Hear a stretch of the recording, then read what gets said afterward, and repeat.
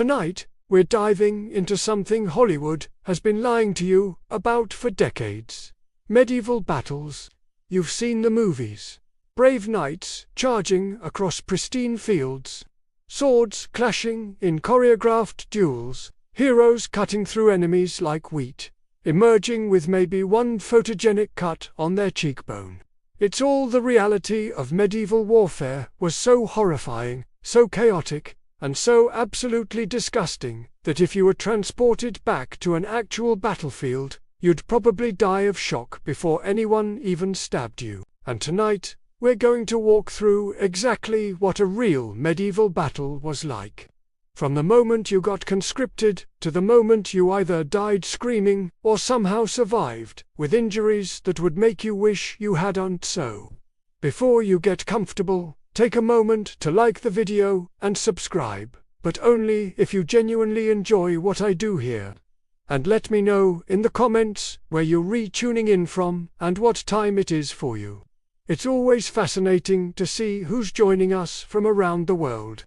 Now, dim the lights, maybe turn on a fan for that soft background hum, and let's ease into tonight's journey together. Because we're about to discover why being a medieval soldier was less glory and honor and more, please God, let me die quickly.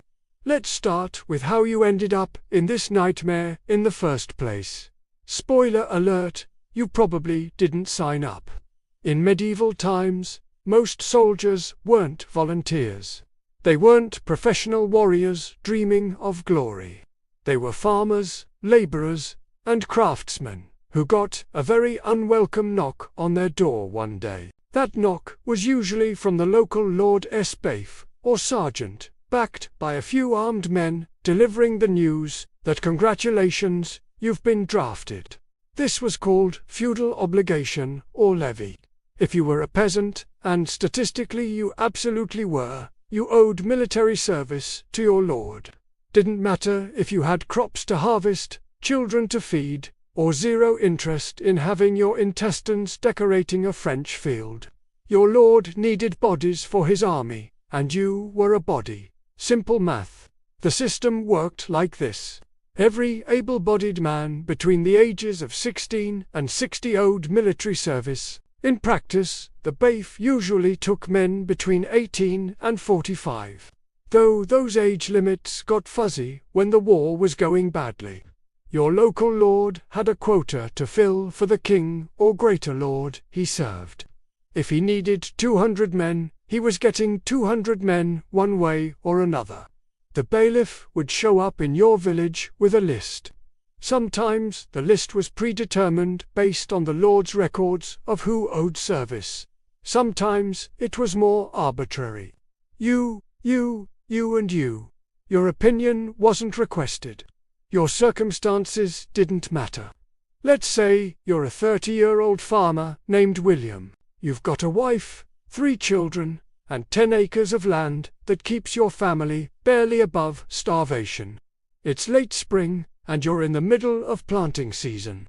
Miss this planting, and your family doesn't eat next winter. None of that matters.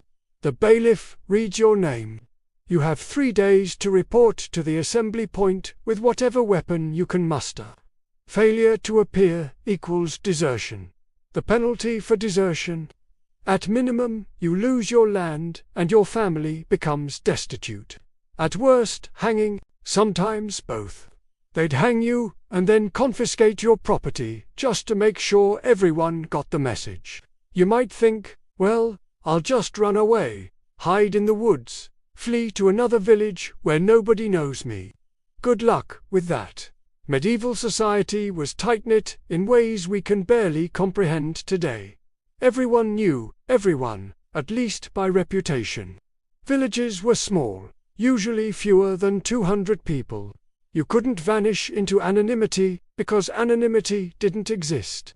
And even if you could disappear, your family couldn't. Collective punishment was a cornerstone of medieval law enforcement. If you deserted, your wife might lose your land. Your children might be sold into servitude to pay the fine for your desertion.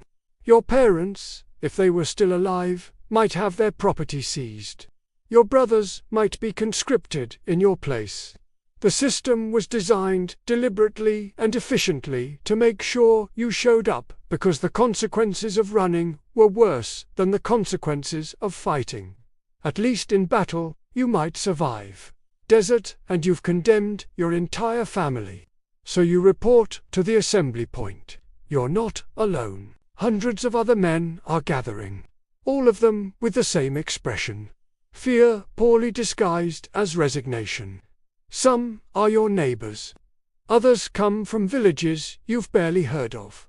You don't know them. You'll be expected to fight beside them. Trust them with your life despite being complete strangers.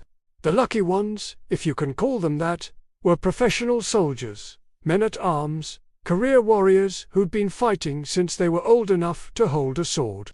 Mercenaries who sold their services to the highest bidder. These men were maybe 5 to 10% of any given army. They had real training, real experience, real equipment.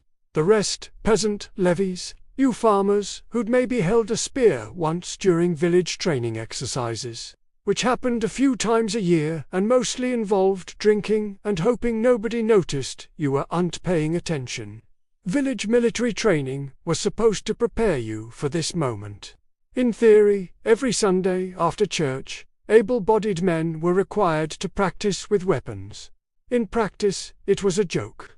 The village had maybe 2 decent practice spears and 1 bow with a broken string. The training consisted of an elderly veteran, if your village was lucky enough to have one, showing you how to hold the spear and muttering something about keeping formation.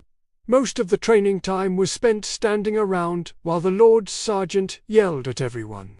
Then you'd go to the tavern and try to forget that someday this pathetic excuse for preparation might be all that stood between you and a French pike. That day has arrived. You are catastrophically unprepared. Now let's talk about the army you're joining. Medieval armies weren't uniform fighting forces. They were collections of retinue, each brought by a different noble. The king might have his household troops. Various dukes, earls, and baronses brought their own men. Bishops sometimes contributed soldiers from lands. Mercenary companies hired by whoever could afford them.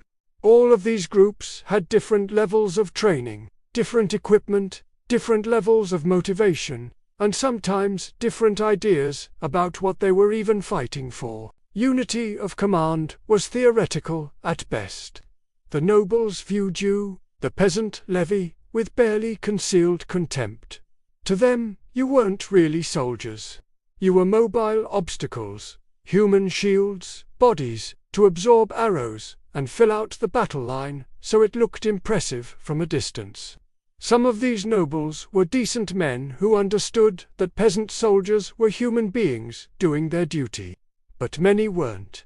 They saw you as livestock, slightly more valuable than a horse, but far less valuable than their hunting dogs. And here's something that doesn't get mentioned enough. Criminals. Medieval armies included significant numbers of criminals offered pardons in exchange for military service. Empty the prisons, hand the inmates weapons, point them at the enemy.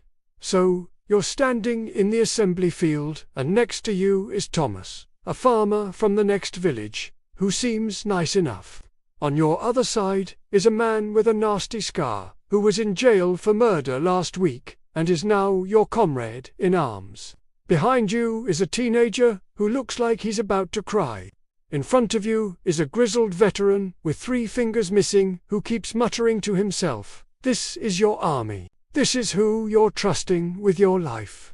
The gear you brought with you was pathetic. Most peasant levies showed up with farm tools that had been sharpened into weapons.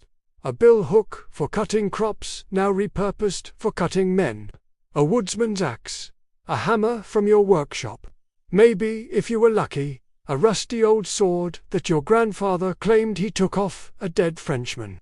But really, he probably bought it from a traveling merchant who specialized in selling garbage to gullible peasants. Spears were the most common weapon for levies because they were cheap to make and relatively easy to use. Point the sharp end at the enemy. Keep your distance. Try not to die.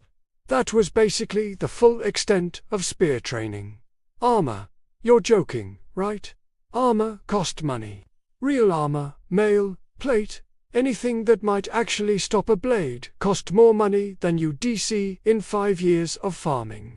A mail shirt cost roughly what you could earn in 2 years if you saved every penny and your family somehow survived without your income. Plate armor, that was for nobility. You might as well wish for a castle and a dragon. So you wore what you could afford, which was almost nothing. A thick wool or leather tunic if you were lucky. Most men just wore their regular clothes, a linen shirt, wool tunic, maybe a leather jerkin if they worked in a trade that used one. Some men stuffed their shirts with straw or rags, creating a kind of improvised padding that would, maybe, possibly, if God was feeling generous, slow down a knife. It wouldn't stop it, but slowing it down meant the difference between a survivable wound and a fatal one. The truly desperate wore cooking pots on their heads. I'm not exaggerating, for effect. Archaeological evidence and contemporary accounts both mention men wearing whatever metal they could find as makeshift helmets. A soup pot tied to your skull with leather straps actually did provide some protection against glancing blows. It also made you look ridiculous, but looking ridiculous was better than having your skull split open. Some men fashioned helmets from boiled leather, queer beely leather soaked in hot water shaped while soft. Then allowed to harden, it was light, cheap, and provided minimal protection. Better than nothing, barely. The wealthy peasants, the ones who owned more than the average 10 acres of land, might afford a padded jacket called a gambeson.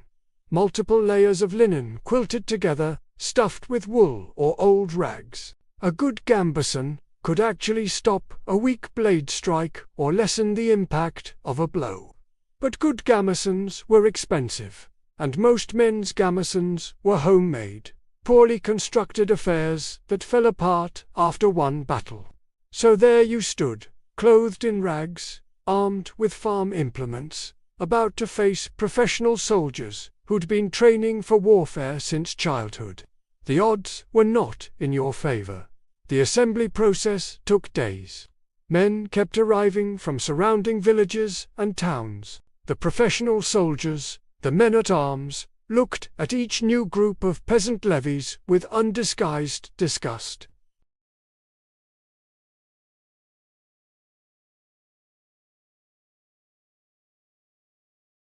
The nobles on horseback didn't even look at you.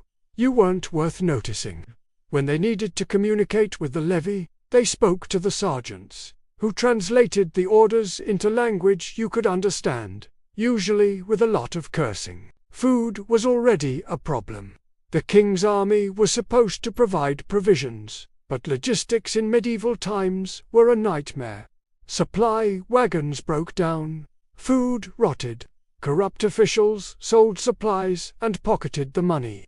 By the time rations reached you, they were inadequate. You got a daily ration of bread, maybe a pound if you were lucky, and some ale or weak beer. The bread was coarse, made from the cheapest grain, often mixed with sawdust or ground peas to make it stretch further. It tasted like dirt and gave you stomach problems, but it kept you from starving. Meat occasionally, cheese rarely, vegetables almost never. You were essentially starving from the moment you joined the army, slowly burning through your body's reserves. And then came the worst part, the order to march. Medieval armies didn't teleport to the battlefield. They walked for days, weeks, sometimes months. And this march, this seemingly boring part that movies always skip with a quick montage, killed more soldiers than combat ever did. Let's talk about what a medieval military march actually looked like in excruciating detail, because this is where the reality of medieval warfare really hits home. First, the distance. Armies could be marching 50 to 200 meters or more to reach the battlefield. Some campaigns required even longer marches. The English army that fought at Cray had marched through France for weeks before the battle. Crusader armies walked from Western Europe to the Holy Land, a journey of thousands of miles.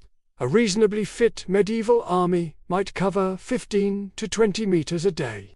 That sounds manageable until you remember you're carrying everything you own. The roads are terrible, and you're already malnourished and probably sick. 7 to 10 hours of walking every single day. And what are you carrying? Your weapon? A spear, an axe, something heavy and awkward. Your bedroll, if you have one, which is really just a thin wool blanket that doesn't keep you warm. A sack with whatever food you've managed to scale, bread, maybe a piece of dried meat if you're incredibly lucky, a water skin or leather bottle, hopefully full, but probably not. Maybe a cooking pot, perhaps a spare pair of shoes, though most men couldn't afford spares. That's 20 to 40 pounds of gear minimum. For a modern soldier with proper equipment and nutrition, that's manageable. For a medieval peasant who's been living on the edge of malnutrition your entire life, it's brutal. Now, factor in the terrain. Medieval roads were garbage. This cannot be overstated. The Romans had built magnificent roads, engineering marvels of stone and drainage. But the Romans had been gone for centuries, and their roads were falling apart, reclaimed by nature or repurposed by locals who stole the stones for building. Most of the time you're walking on dirt tracks that barely qualify as paths. When it's dry, they're rutted and uneven, full of rocks that turn your ankles and roots that trip you.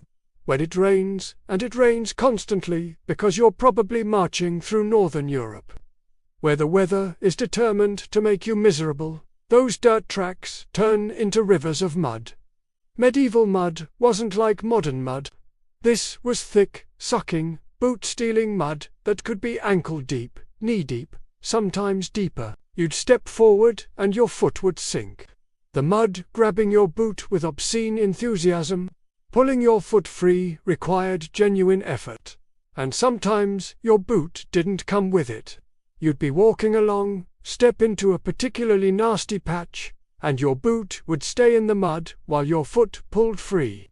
Now you had to decide, go back and dig your boot out, which meant stopping the entire column behind you and earning curses from everyone, or keep walking with one barefoot and figure it out later. Most men chose to retrieve the boot because walking barefoot on medieval roads was a fast track to infected feet. And infected feet meant you couldn't walk. And not being able to walk meant you got left behind, and getting left behind meant death.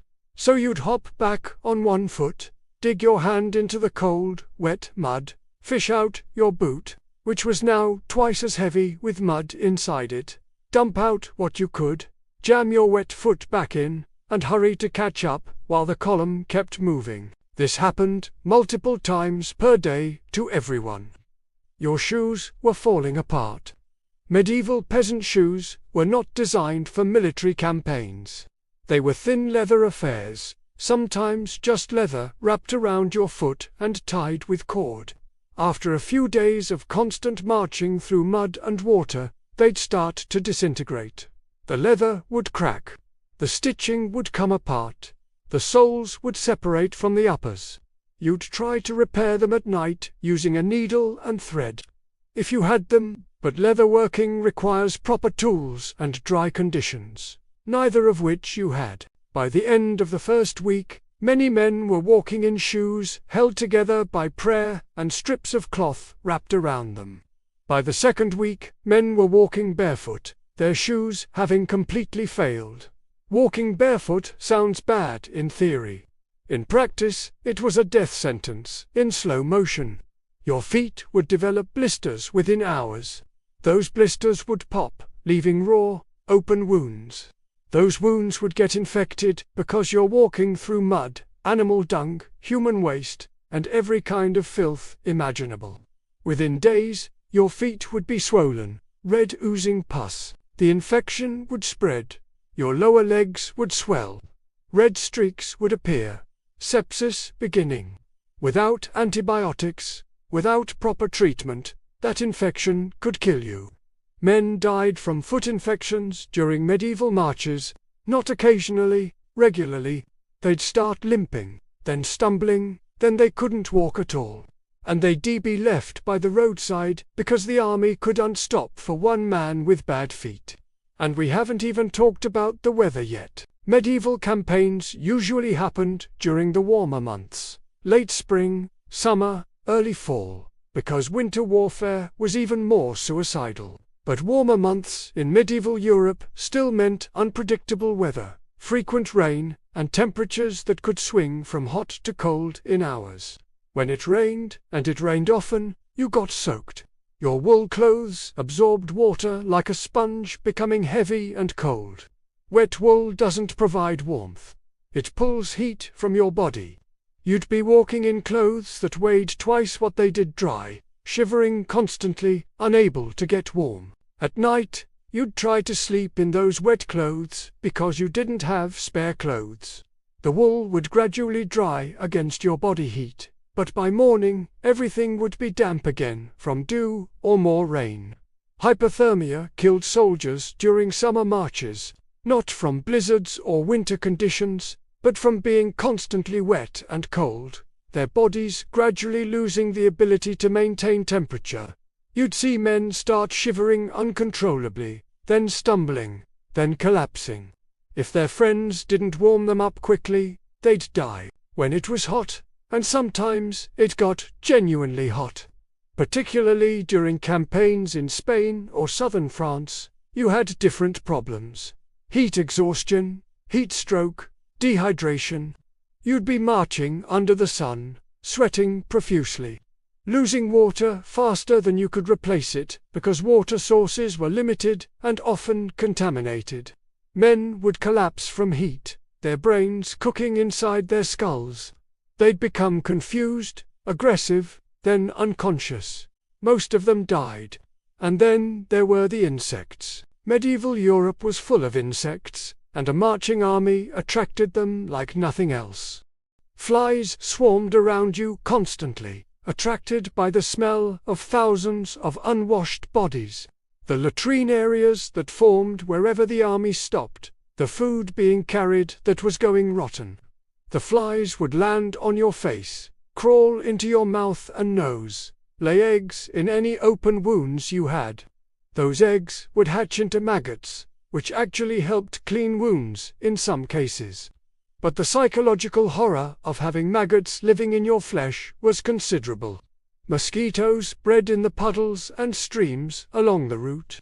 They'd swarm at dusk and dawn, biting every exposed piece of skin. The bites would itch terribly, and scratching them with dirty hands meant infection.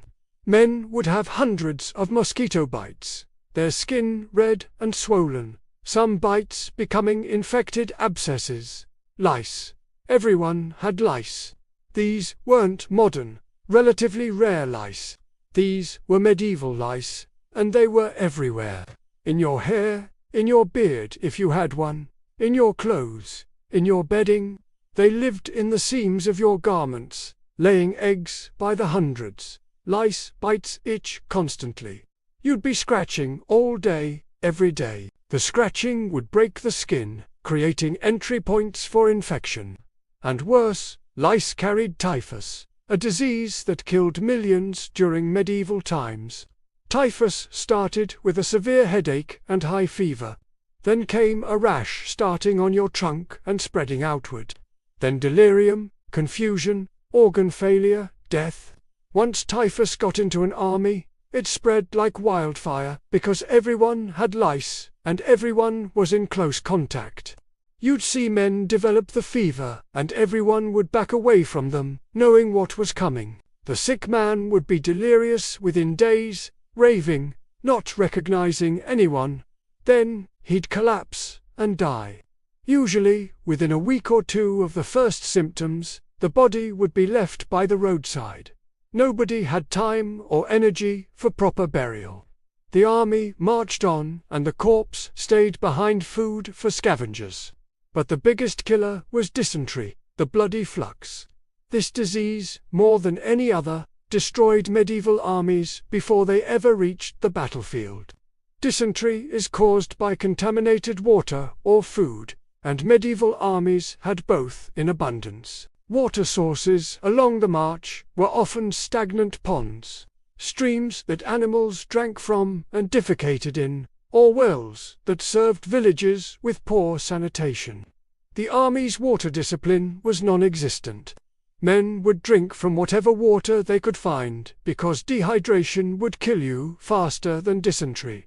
Sometimes you got lucky and the water was clean. Usually it wasn't. Food was often contaminated with fecal matter, either from unwashed hands preparing it or from flies that had been crawling on human waste and then landed on your bread. Once you contracted dysentery, your life became focused entirely on your bowels. The disease caused intense, frequent diarrhea, not the mild inconvenience of modern food poisoning. Medieval dysentery meant you'd be liquid 20, 30, 40 times a day. You'd lose massive amounts of fluid and electrolytes. Dehydration would set in fast. Your mouth would be dry, your eyes sunken, your skin loose and papery. You'd be weak, barely able to walk. And the diarrhea wouldn't stop. The pain was constant. Stomach cramps that doubled you over, burning as the acidic liquid tore at your already raw anus, blood in your stool, which meant the intestinal lining was being destroyed. You'd try to keep marching because stopping meant being left behind. But eventually you couldn't. You'd collapse, lying in your own filth, too weak to move while the army marched past you. Some men recovered, most didn't. Dysentery killed thousands upon thousands of medieval soldiers. During some campaigns, up to 30 or 40% of the army died from disease before ever reaching the enemy. And here's the worst part. Even if you personally didn't get sick, you had to live with the results. The smell of an army on the march was indescribable. Thousands of men, none of whom had bathed in weeks, many of whom had dysentery, all packed together.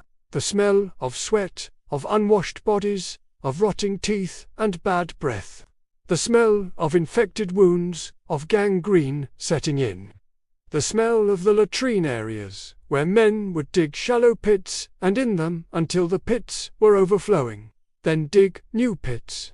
The smell of death from the bodies left along the roadside, bloating in the sun. You couldn't escape it. It was in your clothes, in your hair, in your nostrils constantly. After a while, you stopped noticing it consciously, but it was always there, a miasma of human misery. Sleeping on the march was a nightmare. The army would stop each evening as the sun set because marching in the dark was too dangerous. Men would stumble around, fall into holes, get separated and lost. You'd stop in whatever field or forest the commanders had chosen. There was no camp infrastructure, no tents for common soldiers. You'd find a relatively flat piece of ground, spread out your blanket if you had one, and lie down. The ground was usually wet, cold, and full of rocks. You'd try to clear the worst of the rocks away, but you never got them all. You'd spend the night with stones digging into your back, your hip unable to get comfortable. If it rained, you got soaked. Some men tried to fashion shelters from branches and their blankets, creating lean-tos that provided minimal protection. Most just lay in the rain, too exhausted to care, and tried to sleep. Guard duty was rotated through the army. Every night, a portion of the men would be assigned to stand watch, looking out for enemy scouts or raiders. If your turn came up, you didn't sleep at all that night. You'd stand in the darkness, exhausted, hungry, trying to stay awake and alert when your body was screaming for rest. The sounds of the camp at night were disturbing.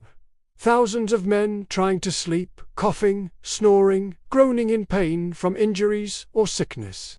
Men with dysentery would get up repeatedly to relieve themselves, stumbling around in the dark. You'd hear them retching, vomiting, crying. Some nights you'd hear screaming. Someone's infected wound had become unbearable. Or they were delirious with fever.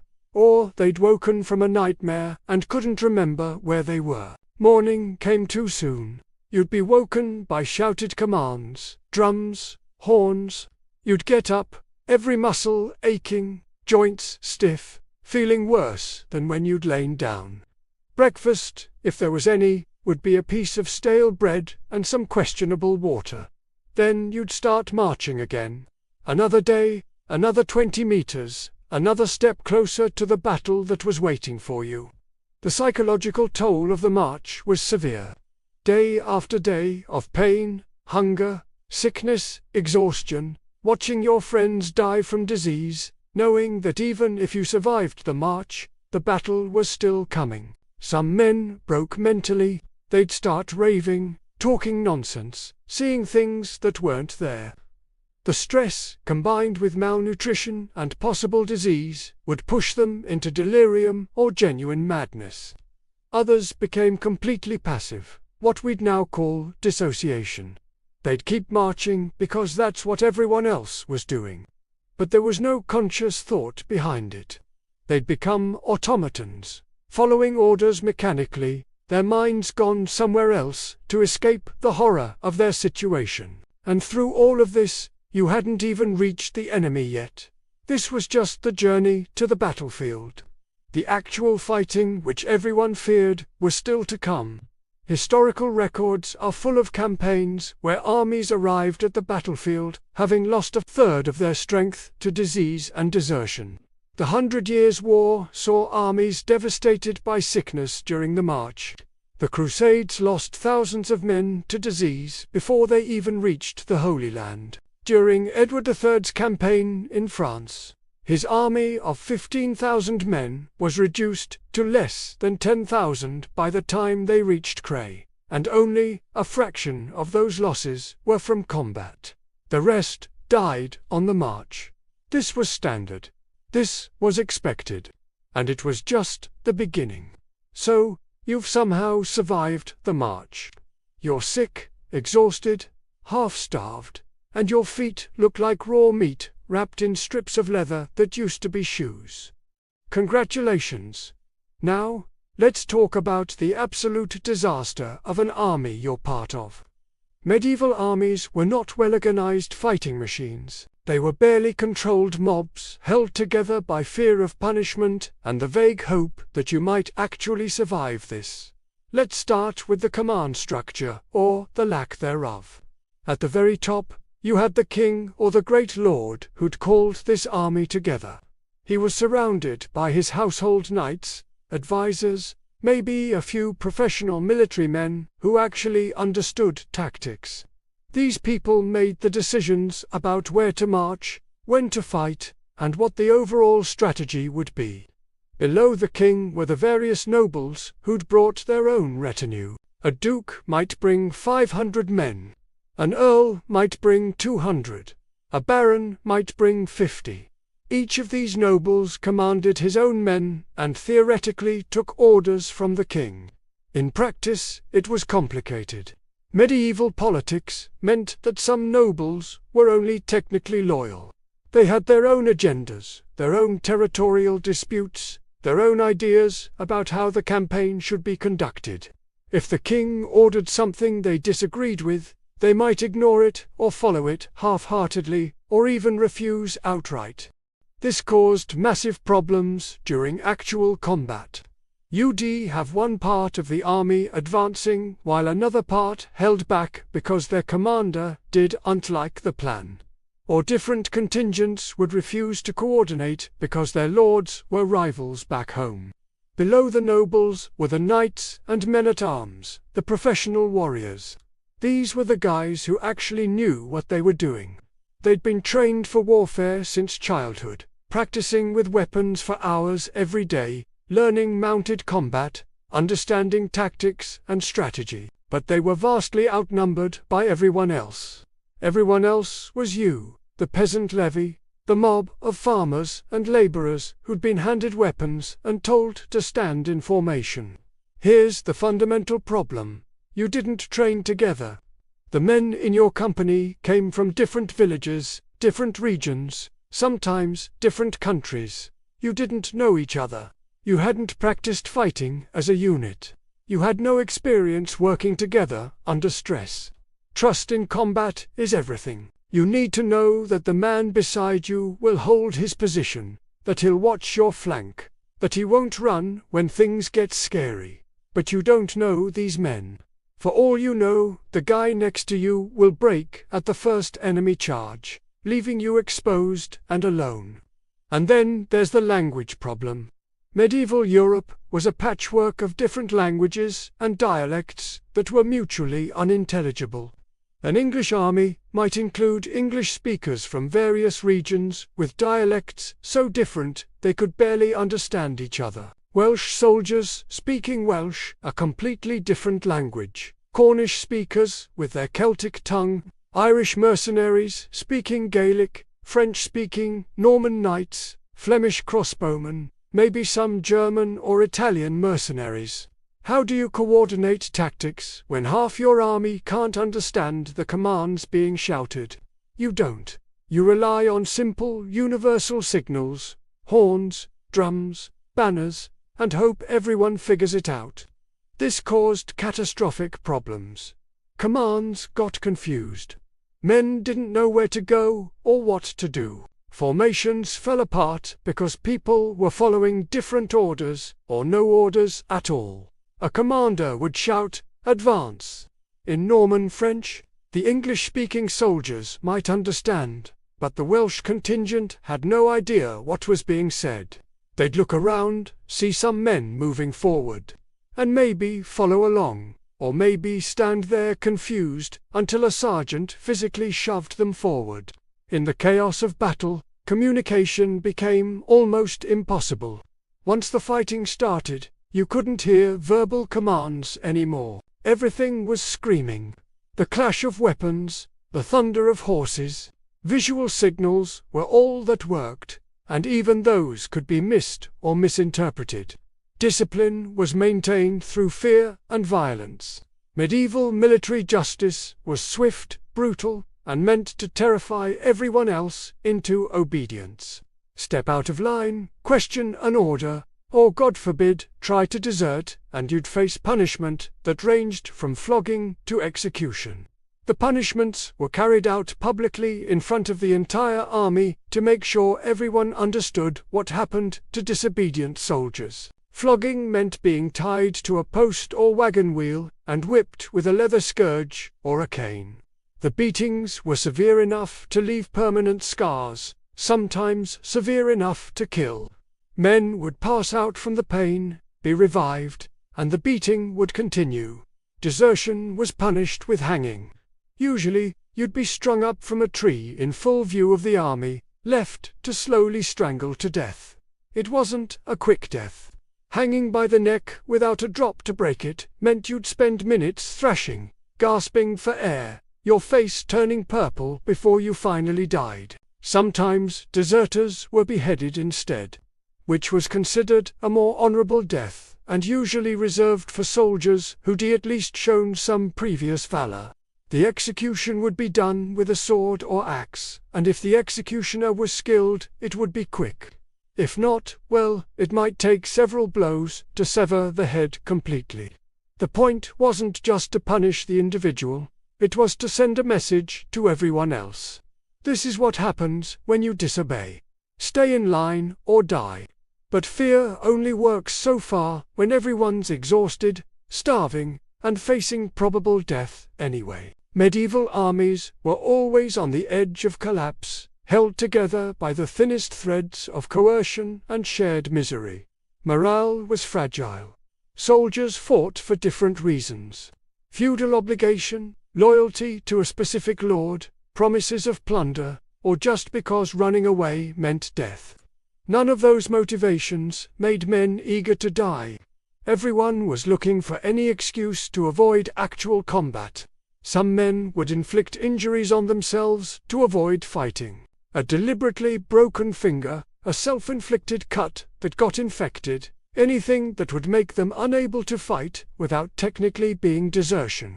The commanders knew this happened and dealt with it harshly when they caught someone, but it kept happening because the alternative was battle. Now, let's talk about camp life in the days before battle, because this is where the real horror of medieval armies becomes apparent. Medieval military camps were hellscapes of filth and disease. Imagine thousands of men crammed into fields with zero sanitation infrastructure, no latrines, no organized waste disposal, no understanding of hygiene. Where did men relieve themselves? Anywhere. Designated areas formed naturally. Usually the edges of camp where men would go to and piss, but these weren't proper latrines. They were just areas where human waste accumulated in piles. The smell was beyond description. If you've ever smelled a portable toilet at a music festival in August, multiply that by 1,000 and you're getting close. The stench of thousands of men's waste, rotting in the sun, mixing with the mud, attracting flies and clouds, so thick they looked like smoke. And the waste was everywhere, not just in the latrine areas. At night, in the dark, men would stumble a few feet from where they slept and relieve themselves. In the morning, you might wake up to find that someone had right next to where your head had been resting. The camp spread disease like nothing else. Dysentery spread rapidly. Typhoid fever, another waterborne illness, killed thousands. Respiratory infections passed from man to man in the close quarters. Men would be fine in the morning and dead by nightfall. The progression of disease was sometimes shockingly fast. You'd see a man coughing at breakfast, feverish by midday, delirious by evening, and dead by dawn. The bodies had to be dealt with. In the early days of a campaign, there might be an attempt at proper burial. Mass graves would be dug at the edge of camp, and bodies would be thrown in and covered with dirt. But, as more men died and the army grew tired, even that basic courtesy disappeared. Bodies would be dragged to the edge of camp and left to rot. The smell of decomposition would add another layer to the already unbearable stench. The camp followers made everything more complicated. Every medieval army dragged along a massive tail of non-combatants. These weren't just wives and prostitutes, though there were plenty of both. There were merchants selling overpriced food and equipment, blacksmiths offering to repair weapons and armor, priests hearing confessions and offering spiritual comfort, surgeons ready to saw off limbs, opportunistic thieves waiting to rob anyone who looked vulnerable. These camp followers could outnumber the actual soldiers. For every fighting man, there might be one or two non-combatants trailing along. They created their own economy within the army, buying and selling, trading services, sometimes stealing. The prostitutes were a major presence. Medieval armies attracted sex workers like battlefields attracted crows. These women, and sometimes young men, followed the army from place to place, offering their services to soldiers who had coin and wanted temporary comfort before possibly dying. The conditions these sex workers lived in were appalling. They had no protection, no rights, no recourse if soldiers became violent. They were often treated as subhuman, beaten, robbed, sometimes killed, and they spread disease. Syphilis wouldn't arrive in Europe until the late 15th century. But gonorrhea and other sexually transmitted infections were rampant. Soldiers would visit the camp prostitutes, contract infections, and then suffer for weeks with painful urination, discharge, and shores. There was no treatment. The infections would sometimes resolve on their own, but often they'd cause long-term damage or spread to other parts of the body. The merchants were often as dangerous as enemy soldiers. They'd sell rotten food at inflated prices, knowing soldiers had no choice but to buy it. They'd offer loans at usurious rates. They'd fence stolen goods, often goods stolen from the army's own supply train. Some merchants were spies, gathering information about the army's strength, condition, and intentions to sell to the enemy. Nobody trusted them, but everyone needed them because the army's official supply system was inadequate. The priests moved through camp offering religious services. Mass was held every day, and soldiers were expected to attend. Confessions were heard constantly, especially as the army got closer to battle. Men wanted to die with clean souls, absolved of their sins. The surgeons terrified everyone. Medieval surgery was butchery performed by men with minimal training and terrible tools. Soldiers knew that if they were wounded badly enough to need a surgeon, they'd probably die either from the wound or from the surgery itself. But the surgeons followed the army anyway, setting up their tents with their saws and cauterizing irons, waiting for the inevitable casualties.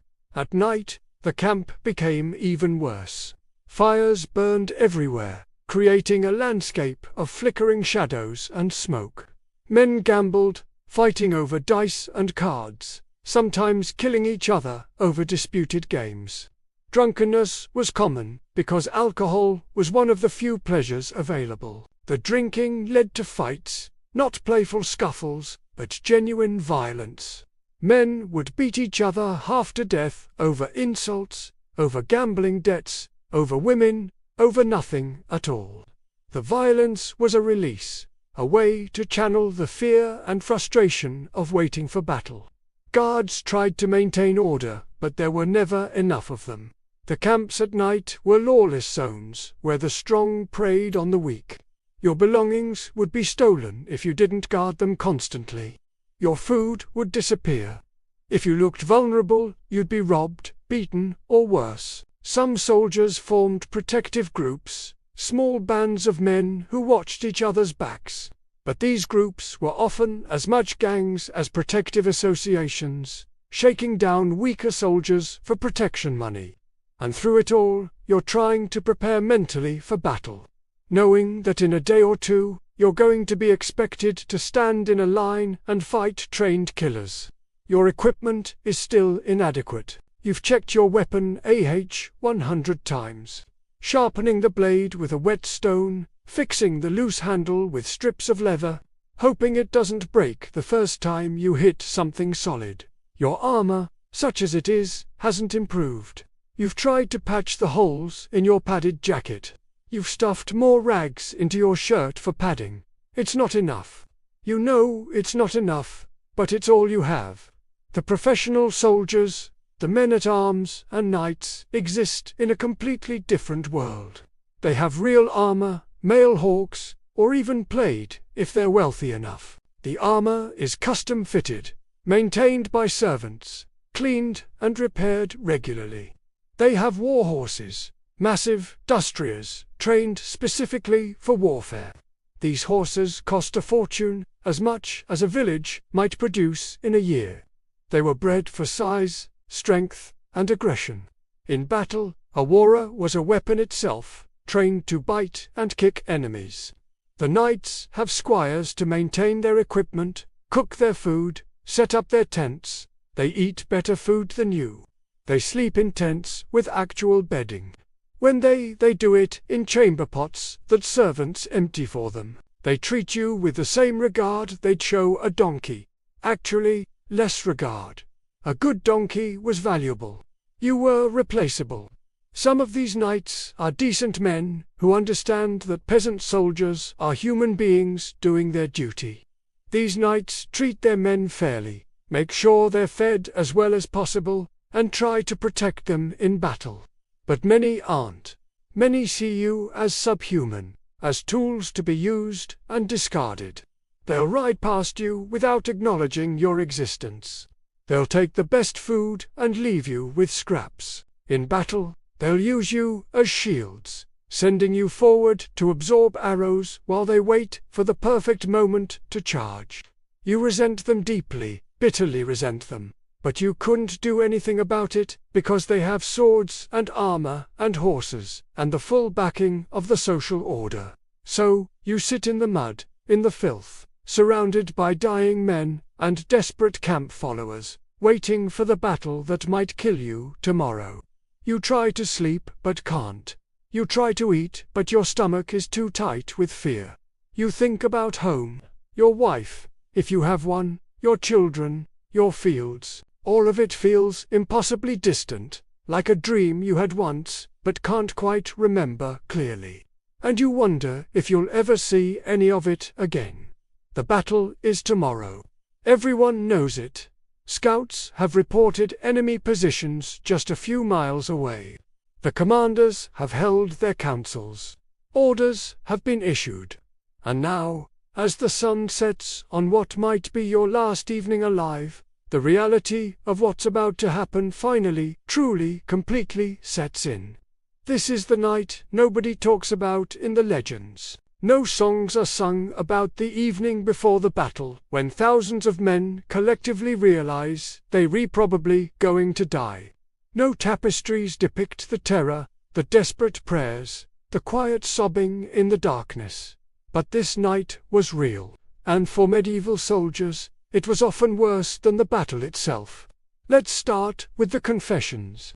Medieval soldiers were genuinely, deeply religious in ways modern people struggle to understand. They believed in God, in heaven and hell, in the very real possibility that dying without absolution meant eternal damnation. The fear of hell was as real and immediate as the fear of the enemy army. So, before every major battle, priests moved through the camp hearing confessions. The lines were long. Hundreds of men waiting their turn to whisper their sins to a priest they'd probably never see again. The confessions were heartbreaking. Men would confess to adultery, to stealing from their neighbors, to hating their lords, to doubting God during moments of despair. They'd confessed to sins, both great and small, desperate to clear their souls before they died. Some men hadn't been to confession in years. They'd accumulated so many sins that the confession took hours.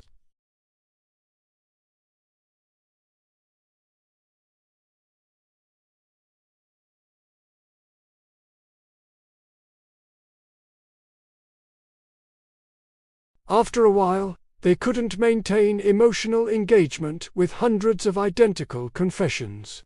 Say 10 Our Fathers, 5 Hail Marys, and go in peace. Your sins are forgiven. Next man. But for the soldiers, this absolution was everything. Knowing that their souls were clean, that if they died tomorrow, they'd go to heaven, provided the only real comfort available. Some men couldn't wait for a priest.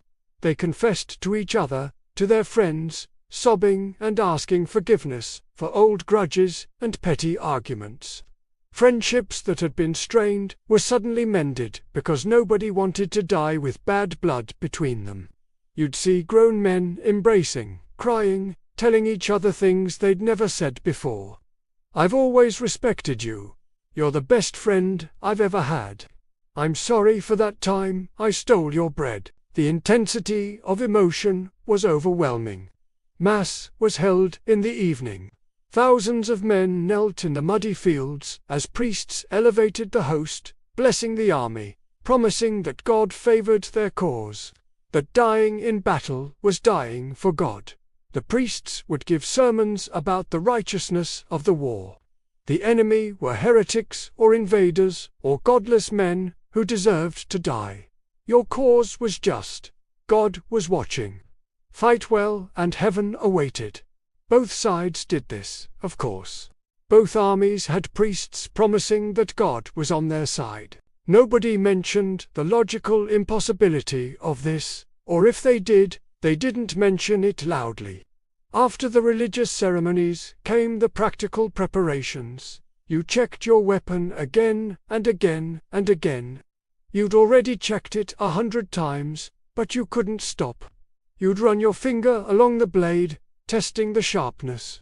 You'd flex the shaft, making sure it wasn't cracked. You'd adjust the grip, wrap it with extra cloth to prevent slipping.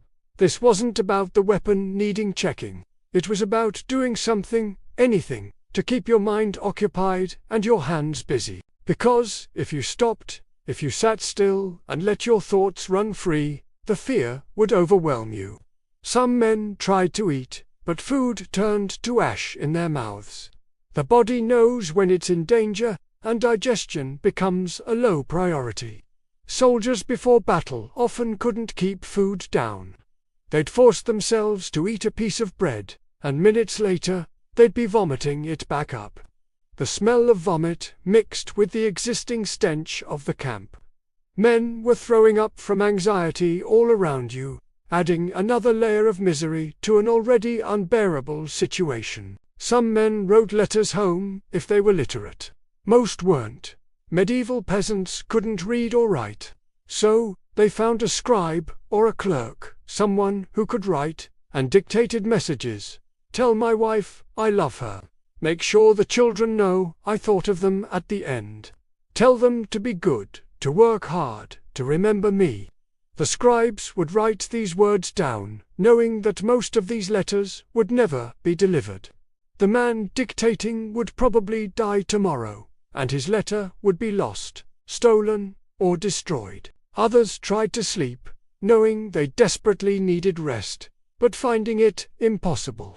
You'd lie on the ground, staring at the stars, listening to the sounds of thousands of other men who also couldn't sleep, coughing, praying, weeping quietly in the darkness.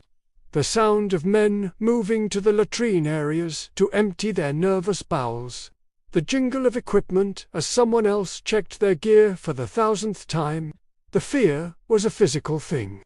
It sat in your stomach like a stone, cold and heavy. Your hands shook.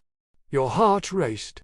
You'd feel like you couldn't get enough air, like you were suffocating, even though you were outside under an open sky.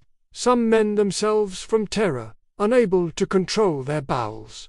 This was common enough that nobody made fun of it. Everyone understood. Everyone was terrified. The darkness made everything worse.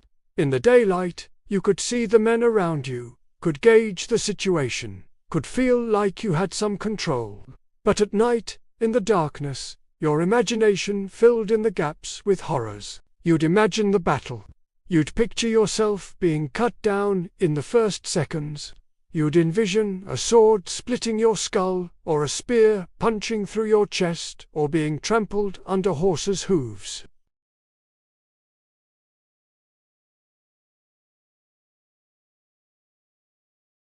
Desertion attempts spiked the night before battle. Men would try to slip away in the darkness, hoping to vanish into the countryside and make their way home. Most got caught. Sentries were doubled on the night before battle, specifically to prevent desertion. Guards patrolled the camp perimeter, watching for anyone trying to leave. They had orders to stop deserters by any means necessary. If you were caught trying to desert, you'd be dragged back to camp and held under guard until morning. Then, as the army assembled for battle, you'd be executed in full view of everyone. The executions were meant to be deterrents. A deserter would be brought forward, forced to kneel and beheaded or hanged, while the entire army watched. The message was clear. This is what happens when you run. Die in battle, and at least you die with honor. Run, and you die in shame, and your family bears the disgrace forever. But the threat of execution didn't stop everyone. Some men were so terrified that death by execution seemed preferable to death in battle. At least, execution was quick and certain. Battle was prolonged terror followed by possible death and agony.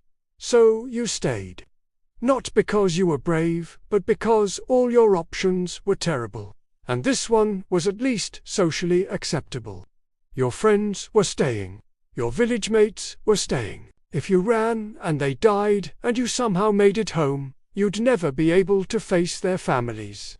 The social pressure was immense.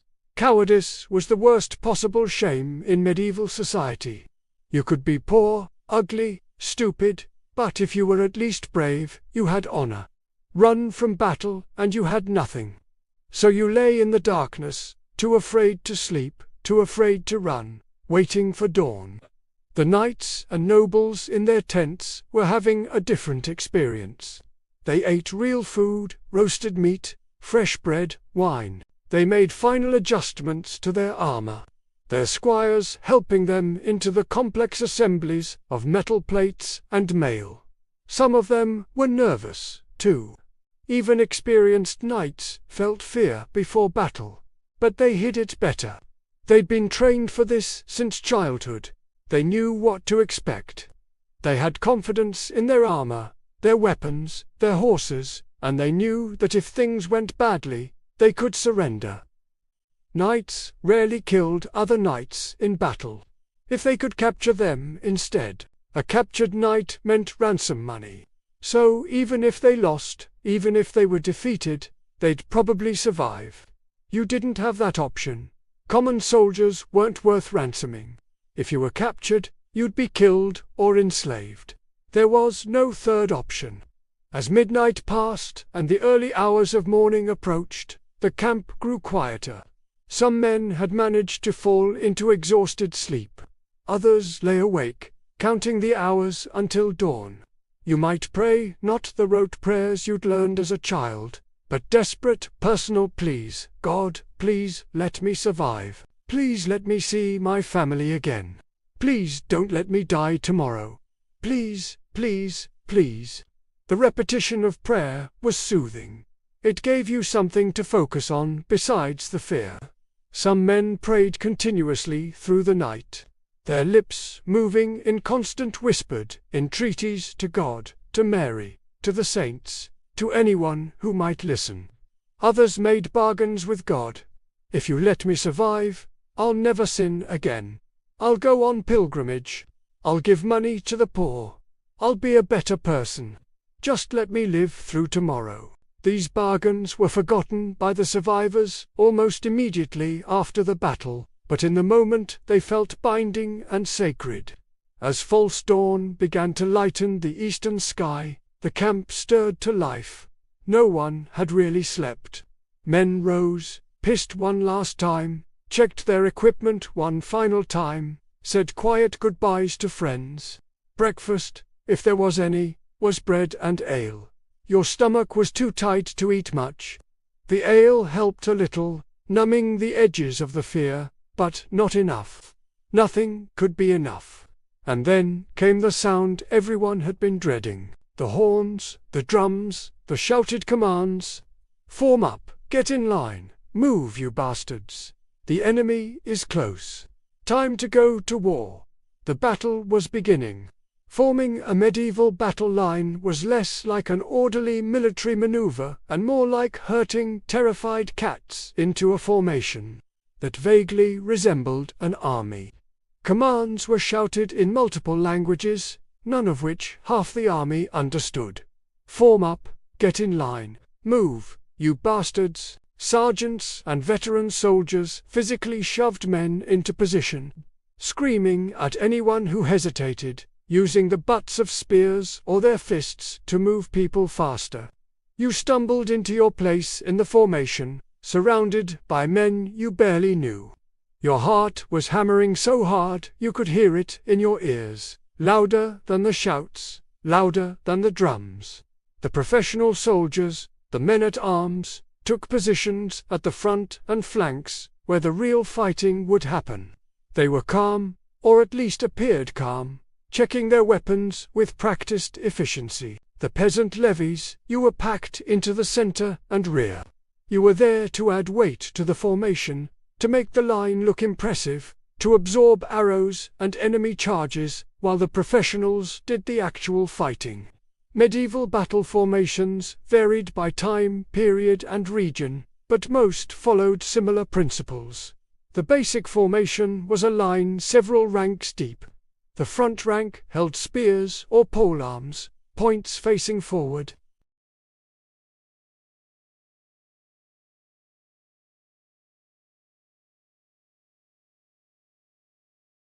Everyone knew it.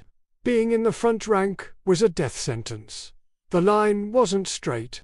It wavered and bulged as men jostled for position.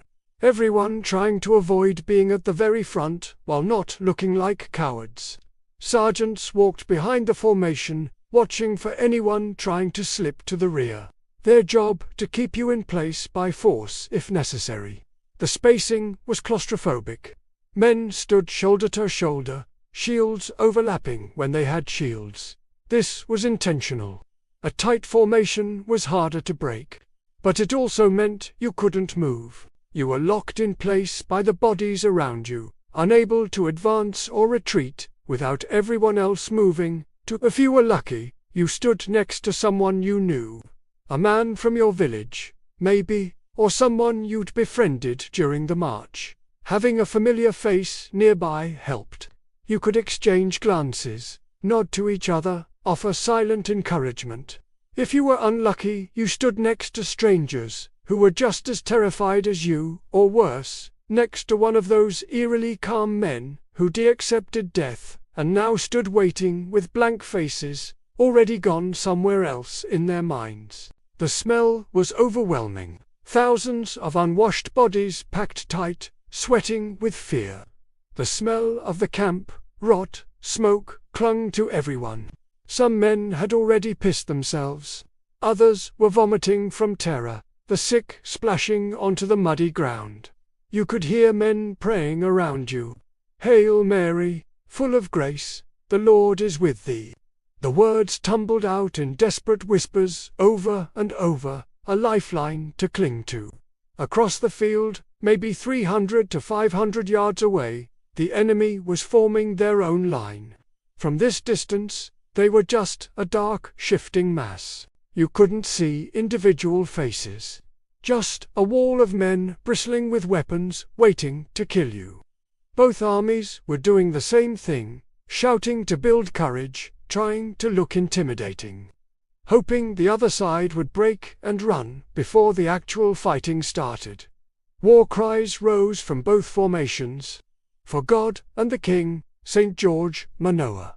Whatever rallying cry your side used, shouted by thousands of throats simultaneously, creating a roar that was meant to terrify the enemy and strengthen your own resolve. Banners waved above the formations, your Lord's colors marking where his retinue stood. Saints' symbols, reminders that God was supposedly watching. The banners were important. They showed you where your commander was, where you should move toward if the formation broke. War drums began their rhythmic pounding. Boom, boom. The sound was designed to keep men moving in sync, and to strike fear into the enemy. The vibrations traveled through the ground, through your body, merging with your own frantic heartbeat. The knights, mounted on their massive war horses, formed up on the flanks, or in a separate group behind the line. They'd charge at a key moment, smashing into the enemy like a living battering ram. Until then, they waited, looking magnificent in their armor, while you stood in the mud, wondering why you couldn't have been born rich. Archers, if your army had them, moved to the front or flanks. English longbowmen with their massive 6-foot bows. French crossbowmen, slower to reload, but powerful. They'd loose their missiles first, trying to thin out the enemy before the melee began. And you waited. This part, the waiting, was psychological torture. You stood there, maybe for 10 minutes, maybe for an hour, watching the enemy, knowing what was coming, unable to do anything but wait for the order to advance. Your legs trembled, not from fatigue, but from fear, so intense your body was literally shaking. You tried to control it.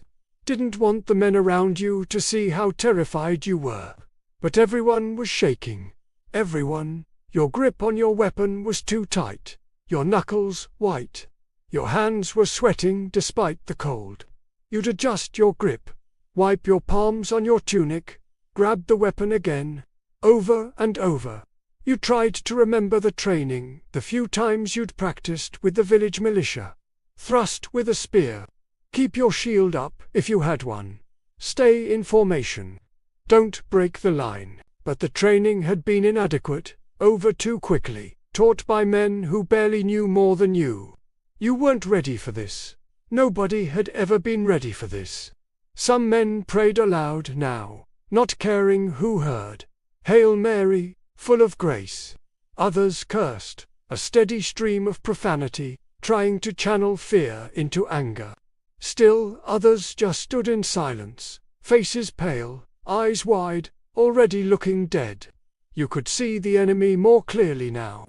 Individual men, their faces obscured by distance, but their intentions clear. They were here to kill you, not because they hated you personally, they didn't know you, but because that's what war was, killing strangers who'd been designated as enemies. And then from the front, from the commanders on horseback, came the command everyone had been dreading.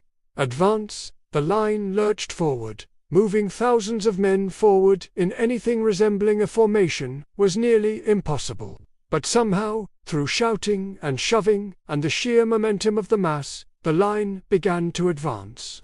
You walked forward, step by step, trying to keep pace with the men around you. The ground was uneven, churned by previous armies, scarred by old campsites.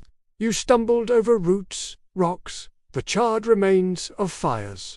Your mouth was dry despite the ale you'd drunk that morning. Your tongue felt thick, stuck to the roof of your mouth. You tried to swallow but couldn't. The enemy line was getting closer. What had been a distant mass was now resolving into individual men. You could see their faces now, or at least the parts not covered by helmets and mail. They looked terrified, just like you. This realization didn't help. Knowing that the man across from you was equally scared didn't make him less dangerous. If anything, it made things worse. A terrified man with a weapon is unpredictable, desperate, capable of anything. As the distance closed to about 300 yards, the archers on both sides began their work. The English longbowmen, if your army had them, were devastating. These men had trained with bows since childhood, developing the massive shoulder and back muscles required to pull a 150-pound draw weight.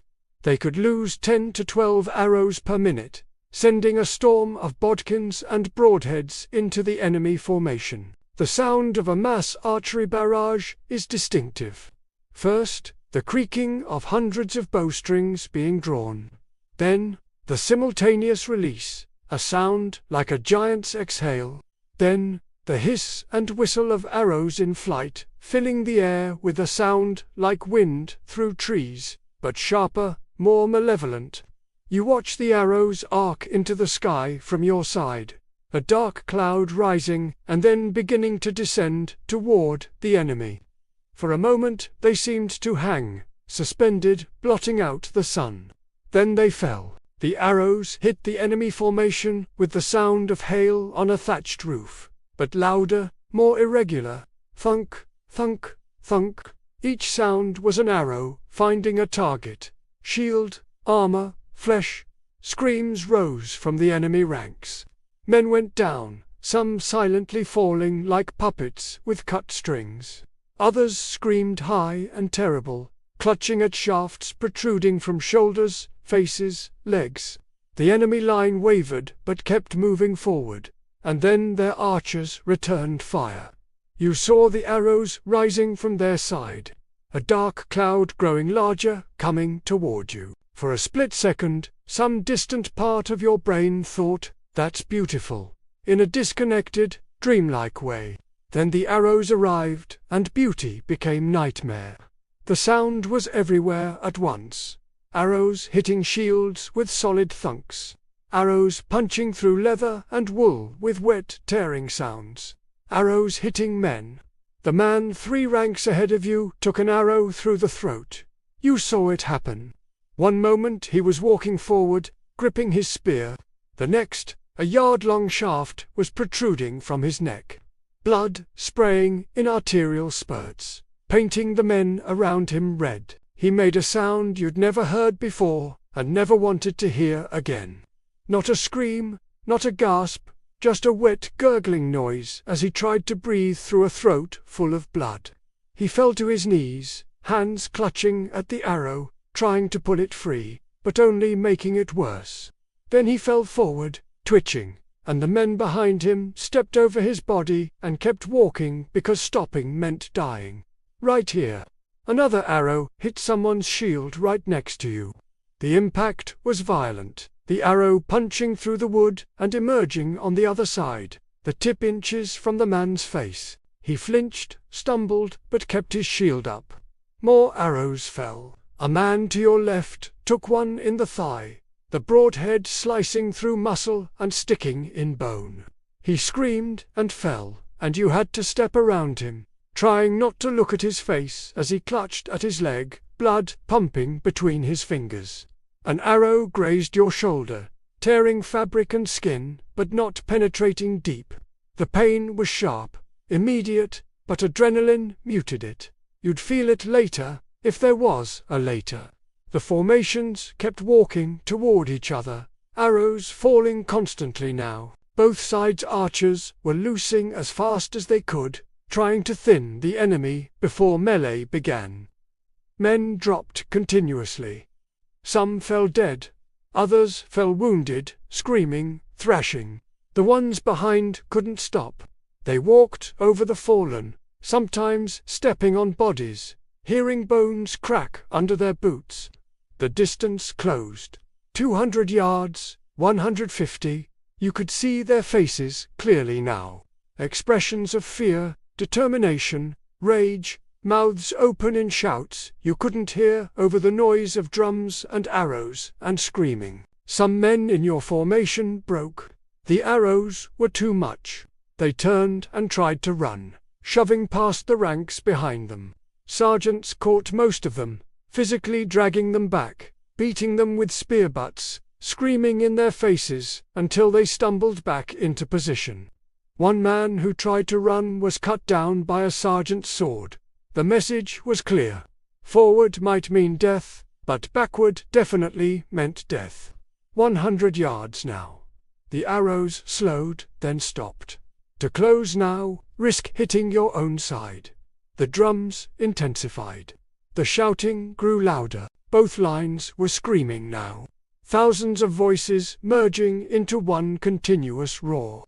It was meant to intimidate the enemy, but it also served to drown out your own thoughts, which was a mercy because thinking would make you freeze. 80 yards, 70, 60, you could see individual details now. The rust on an enemy soldier's helmet, the tear in someone's tunic, the missing teeth in a screaming mouth. 50 yards, your heart was going to explode out of your chest. You couldn't breathe, your legs moved automatically, carrying you forward, even though every instinct screamed to run. 40 yards, 30, the front ranks lowered their spears. A wall of wooden shafts pointing forward, forming a bristling hedge of death. You weren't in the front, thank God, but you could see what was coming. 20 yards. Both sides were sprinting now, the walk breaking into a run. The lines accelerated toward each other like waves rushing to collision. 15 YD10. You saw a man at the front stumble, fall. The men behind couldn't stop. They ran over him. His scream cut off as boots smashed into his face, his chest crushing him into the mud. 5 yards. The noise was beyond description. Screaming, drums, the thunder of thousands of feet hitting the ground simultaneously. 3 yards, 2, and then, with a sound like the world breaking, the lines crashed together. The moment of impact was indescribable. Imagine a car crash, but instead of metal and glass, it's thousands of human bodies slamming into each other at full sprint. The sound alone would haunt your dreams forever. The front ranks collided with a noise that was part crunch, part scream, part something worse. Spears thrust forward, seeking gaps in the enemy formation. Shields slammed together, with impacts that sent shock waves through both lines. Men were knocked backward, knocked down, crushed between the two walls of humanity. You weren't in the very front, but the impact hit you anyway. The men ahead stopped suddenly as they crashed into the enemy, and you slammed into them from behind. Everyone behind you crashed into you. Suddenly, you were part of a massive human press, crushed between layers of bodies, unable to move, barely able to breathe. This was the reality of medieval melee combat. It wasn't Hollywood dueling. It wasn't one-on-one fights with room to maneuver. It was a shoving match where thousands of pounds of human weight pushed from both sides, and the men caught in the middle were crushed, stabbed, or trampled. The front rank was dying. You couldn't see it clearly, but you could hear it. Screams, wet thuds, the sound of metal on flesh. Spears thrust over and over into the packed enemy formation. There was no room to dodge, no space to parry. You just took the hit or you didn't. Men at the very front tried to use their weapons, but there was barely room to swing. A sword was almost useless here. Too long, too awkward. Short weapons were better. Daggers, axes, hammers. You could stab or crush at close range, brutal and efficient. But the real killer was the pressure. The weight of hundreds of men pushing from behind meant the men at the front couldn't retreat even if they wanted to. They were pinned in place, crushed against the enemy line, unable to do anything but stab weakly forward and hope the enemy died before they did. Men suffocated in the press, literally crushed so tightly they couldn't expand their lungs to breathe. Their faces would turn red, then purple. They'd gasp like fish out of water, mouths opening and closing, getting no air. Then they'd die, still standing upright, held in place by the bodies around them. And nobody would even notice until the pressure eased and they fell. The ground became a nightmare within minutes.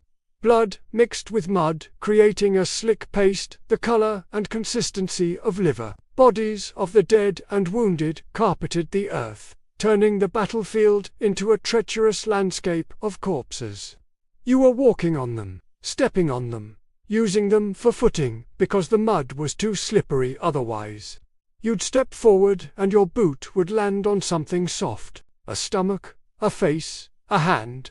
The body would shift under your weight, making you stumble.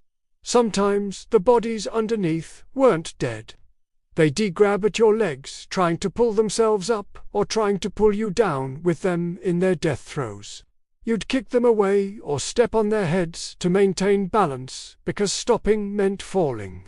And falling in this press meant being trampled to death. Your weapon, whatever it was, became an extension of pure survival instinct. If you had a spear, you stabbed it forward into the mass of enemy bodies. Not aiming at anything specific, just thrusting into the writhing wall of flesh ahead and hoping you hit something vital. Sometimes you did. The spear point would catch resistance. Fabric, leather, flesh, and then slide in. You'd feel it all through the wooden shaft.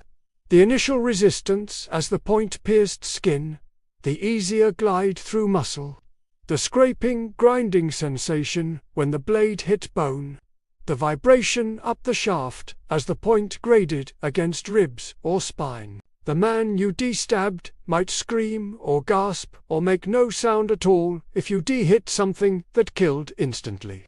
Then the pressure of the crowd would push him away, and someone else would take his place.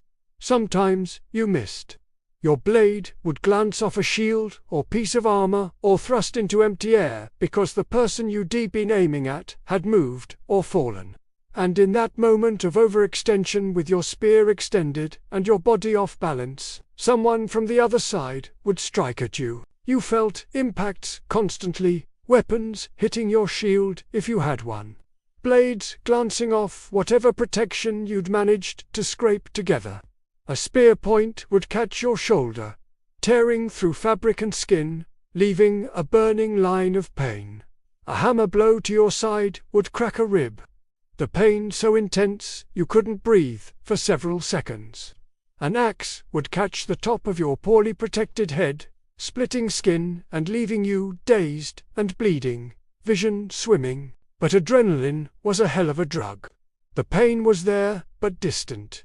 muted by your body's desperate attempt to keep you alive and functioning. You'd feel the injury, register that you'd been hurt, but the full impact wouldn't hit until later. If there was a later, the noise was overwhelming beyond description. Screaming from all sides, battle cries, death cries, cries of pain and terror, the clang of metal on metal as weapons struck shields and armor, the wet, meaty sounds of blades hitting flesh, the splintering of wooden shafts as spears broke under pressure, men crying for their mothers, for God, for anyone to help them. The sounds humans make when they're dying. Sounds you'd never heard before and never wanted to hear again. But that would echo in your nightmares for the rest of your life. And through it all, the relentless pressure, push forward or be pushed back. There was no standing still. The battle line surged back and forth, feet at a time, as one side gained momentary advantage and then lost it. You weren't fighting individual enemies. You were part of a mass. A human battering ram crashing against another human battering ram. Sometimes you'd see a face through the chaos, an enemy soldier, eyes wide with fear or rage, mouth open in a scream. Then he'd disappear in the press of bodies, and you'd never see him again. Dust and blood filled the air, kicked up by thousands of feet, mixed with the metallic taste of blood, creating a choking cloud that made it hard to breathe and impossible to see clearly. You'd blink constantly, trying to clear your vision, but the grit would get in your eyes anyway. Sweat poured down your face despite the cool air. Fear, sweat, effort, sweat, the body's desperate attempt to cool itself during the most intense physical experience of your life. Your mouth was parched, your throat raw from screaming orders or battle cries you didn't remember shouting. Time became meaningless. Were you fighting for minutes, hours? Impossible to tell. Every second stretched into eternity. Every heartbeat a small miracle. The world narrowed to this moment. This press of body. This desperate struggle to stay alive one more second. And then, somewhere in the chaos, something shifted. Medieval battles weren't won by killing every single enemy soldier. They were won when one side's morale shattered and the formation collapsed into panic. It could happen suddenly, like a dam bursting, or gradually, like water slowly undermining a foundation until everything gave way at once. The break, when it came, was unmistakable. You felt it before you saw it. A change in the pressure, a shift in the sounds around you. The relentless push forward would falter. The battle cries would turn into something else. Fear, desperation, then panic. It might start with a banner falling. The king's standard or a great lord's colors would go down, and men would think their leader was dead. Word would spread through the ranks faster than wildfire. The king is down. The king is dead. We're lost. Sometimes it was simpler.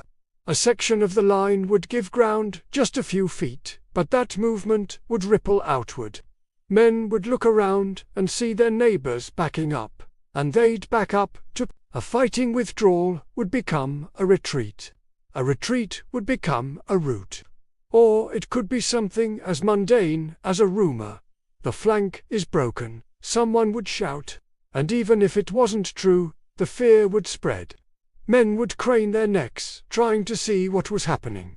And in that moment of distraction, the enemy would surge forward. When the break came, it was swift and terrible. Someone at the back would turn and run. Then another, then 10, then 100. The formation would dissolve like salt in water. Men throwing down their weapons and sprinting for their lives. This was the route. And this was when the real killing began. You see, fighting an organized enemy who's facing you, shields up, weapons ready. That's hard, that's dangerous. You might die, but chasing down terrified men who've thrown away their weapons and are running in blind panic, that's easy, that's safe, that's sport. The cavalry, which had been waiting for exactly this moment, charged. War horses trained to run down fleeing men thundered across the field. Knights with lances lowered caught runners in the back, the impact lifting men off their feet and hurling them aside like broken dolls. The sound of cavalry hitting a routing formation was distinctive, the drum of hooves building to thunder. Then the wet impacts as lances found flesh, the screaming of horses and men, the grinding sound of heavy riders trampling bodies into the mud. Foot soldiers pursued on foot, chasing down anyone slower or more wounded. A man stumbling on an injured leg didn't make it far. Neither did anyone exhausted from the fight, which was everyone. The killing was methodical and one-sided. Catch a fleeing man, stab him in the back, move to the next one. No honor, no glory, just slaughter. The pursuers weren't taking prisoners among the common soldiers. Prisoners had to be fed, guarded, maintained.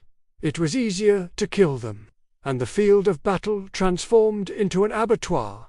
Men died running. Some made it 100 yards before being caught.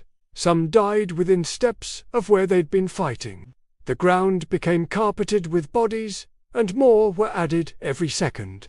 If you were on the winning side, you faced a choice: join the pursuit and maybe claim some plunder from the dead, or stay behind and start the grim work of looting the battlefield while the killing was still happening elsewhere. If you were on the losing side, you ran and you prayed to every saint you could remember, because rooting soldiers didn't run in formation. The bonds of fellowship that had held you together dissolved instantly. Every man for himself. Your friends, your village mates, strangers now. Everyone running alone, trying to survive. Some men threw away everything that slowed them down. Helmets, shields, weapons, even their shoes. They'd rather die barefoot than be caught by cavalry. Better to outrun the horses than try to fight them. Others tried to surrender. They'd fall to their knees, hands raised, begging for mercy. Sometimes it worked. If you look like you might be worth a ransom, wearing decent clothes, carrying a good weapon, a knight might spare you for the money. But if you looked like a peasant, like a common soldier with no value, mercy was unlikely. It was faster to kill you than to bother with capture. The pursuit could last for miles. Exhausted men running on pure terror, chased by mounted knights who treated it like a hunt. Some fleeing soldiers made it to woods or rivers, places where horses couldn't follow easily. They'd hide, praying the enemy gave up and went home. Many didn't make it that far. The casualty figures from medieval battles tell the story. A battle might last an hour or two with relatively few deaths during the actual fighting, but the rout could last the rest of the day. And that's where the numbers exploded. Agincourt saw the French lose thousands of men, most during the rout. The gangrene would spread, first the immediate area around the wound, then outward, consuming healthy tissue.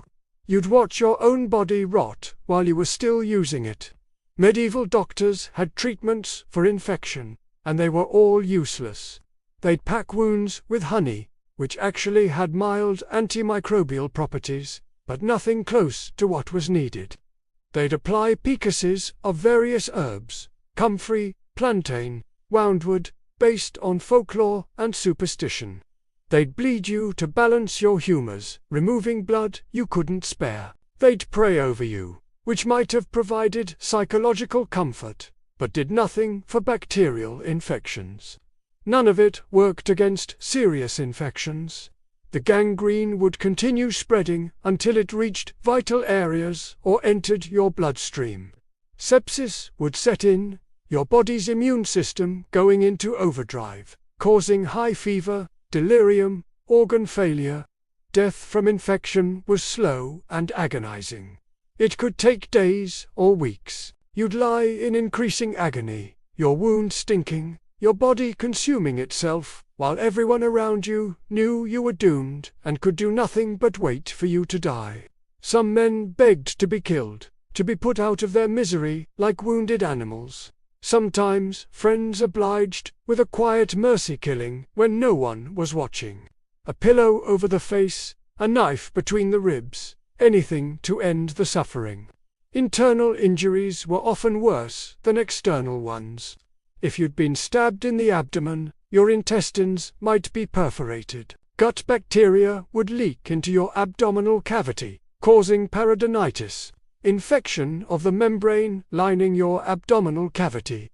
This was essentially a death sentence, but a slow one. Your abdomen would swell with fluid and infection. The pain would be constant, sharp, getting worse over days. You'd develop a fever, become confused, go into shock as your organs shut down one by one. Head wounds often resulted in brain damage, even if you survived. A skull fracture could cause bleeding inside your head, putting pressure on your brain. You might seem fine initially, then deteriorate rapidly as the pressure built. Or you might survive, but with permanent damage, loss of speech, paralysis, seizures, personality changes so severe that your family wouldn't recognize the person you'd become. You'd go home as a living ghost, a burden on relatives who couldn't afford to care for an invalid. Even minor wounds could kill you in the medieval period. A cut on your hand that got infected, a bruised rib that punctured your lung weeks later, a sprained ankle that became gangrenous after you walked on it through contaminated mud. The infection rates were staggering. Modern estimates suggest that the majority of wounded soldiers who survived the initial injury died later from complications. What would be treatable conditions today? Broken bones, cuts requiring stitches. Puncture wounds were often fatal in medieval times. Pain management was primitive. The strongest painkillers available were alcohol and opium when you could get them. Most wounded soldiers endured their injuries with nothing but prayers and gritted teeth. Chronic pain was a constant companion. Bones that healed poorly left you with permanent aches. Scar tissue would restrict movement. Nerve damage would cause shooting pains or complete numbness, and when you finally healed enough to travel, you faced the challenge of getting home while disabled, alone, and broke. After the battle ended, after the route was complete, after the wounded had been sorted into might live, and definitely dying, the real business began. Looting. Medieval soldiers weren't paid well. Many weren't paid at all beyond basic provisions that were often inadequate.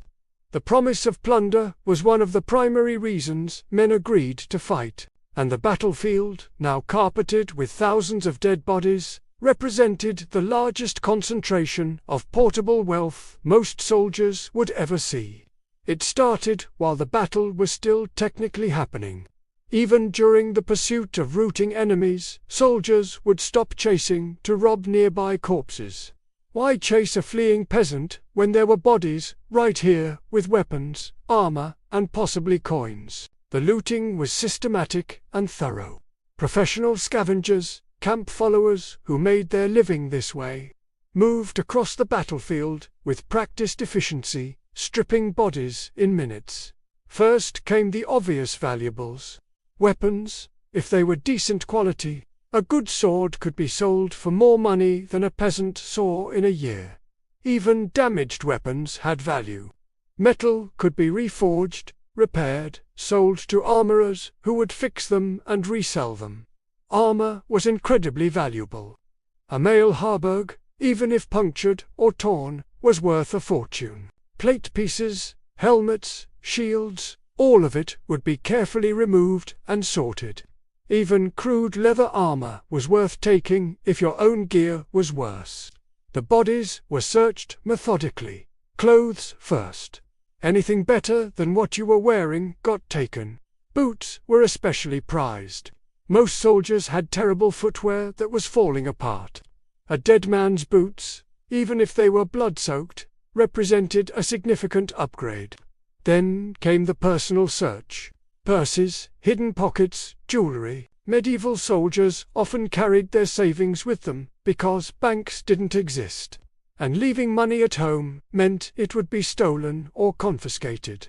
A single soldier might have months of wages hidden on his body. Rings were pried off fingers.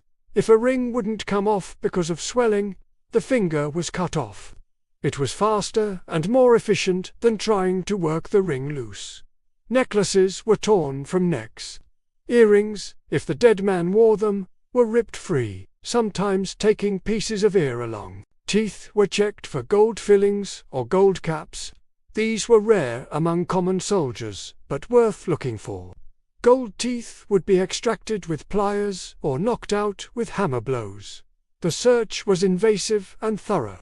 Clothing was cut open to check for hidden pockets. Boots were pulled off and examined for coins hidden in the soles. Bodies were rolled over to check underneath for anything that might have fallen out. Some soldiers hid emergency money in their mouths, under their tongues. Bodies would have their mouths pried open and searched. Others hid coins in their rectums. The most desperate scavengers would check there, too.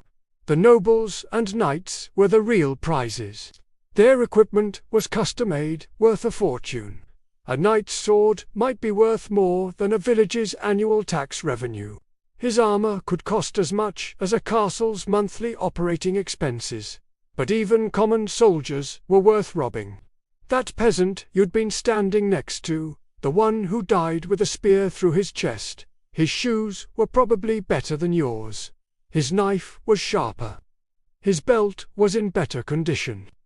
This was the brutal calculus of medieval warfare. Sentiment was a luxury you couldn't afford.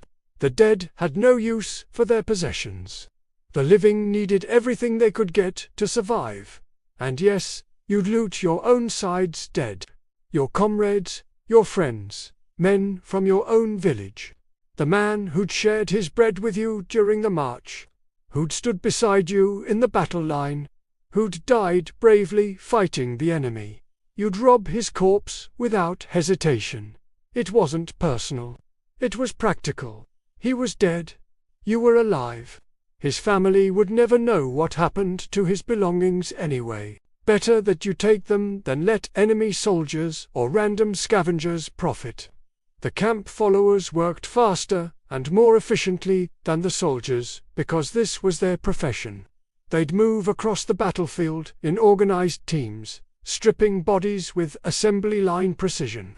One person would cut the body free of its clothing. Another would search the clothes for hidden valuables. A third would remove armor and weapons. Everything would be sorted into piles based on value and portability. Sometimes the wounded were robbed while still alive. You'd lie there, bleeding, unable to move, and watch as someone systematically stole everything you owned. Your weapon, your armor, your shoes, the few coins you'd managed to save. If you protested, if you tried to stop them, they'd kill you.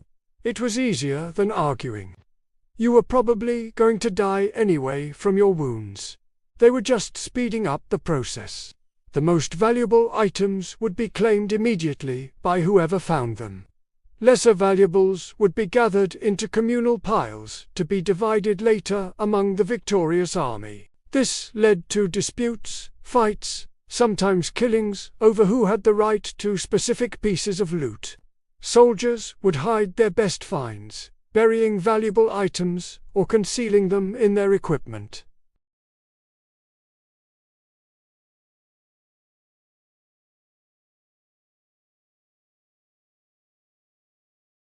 The bodies themselves, once stripped naked, were left to rot.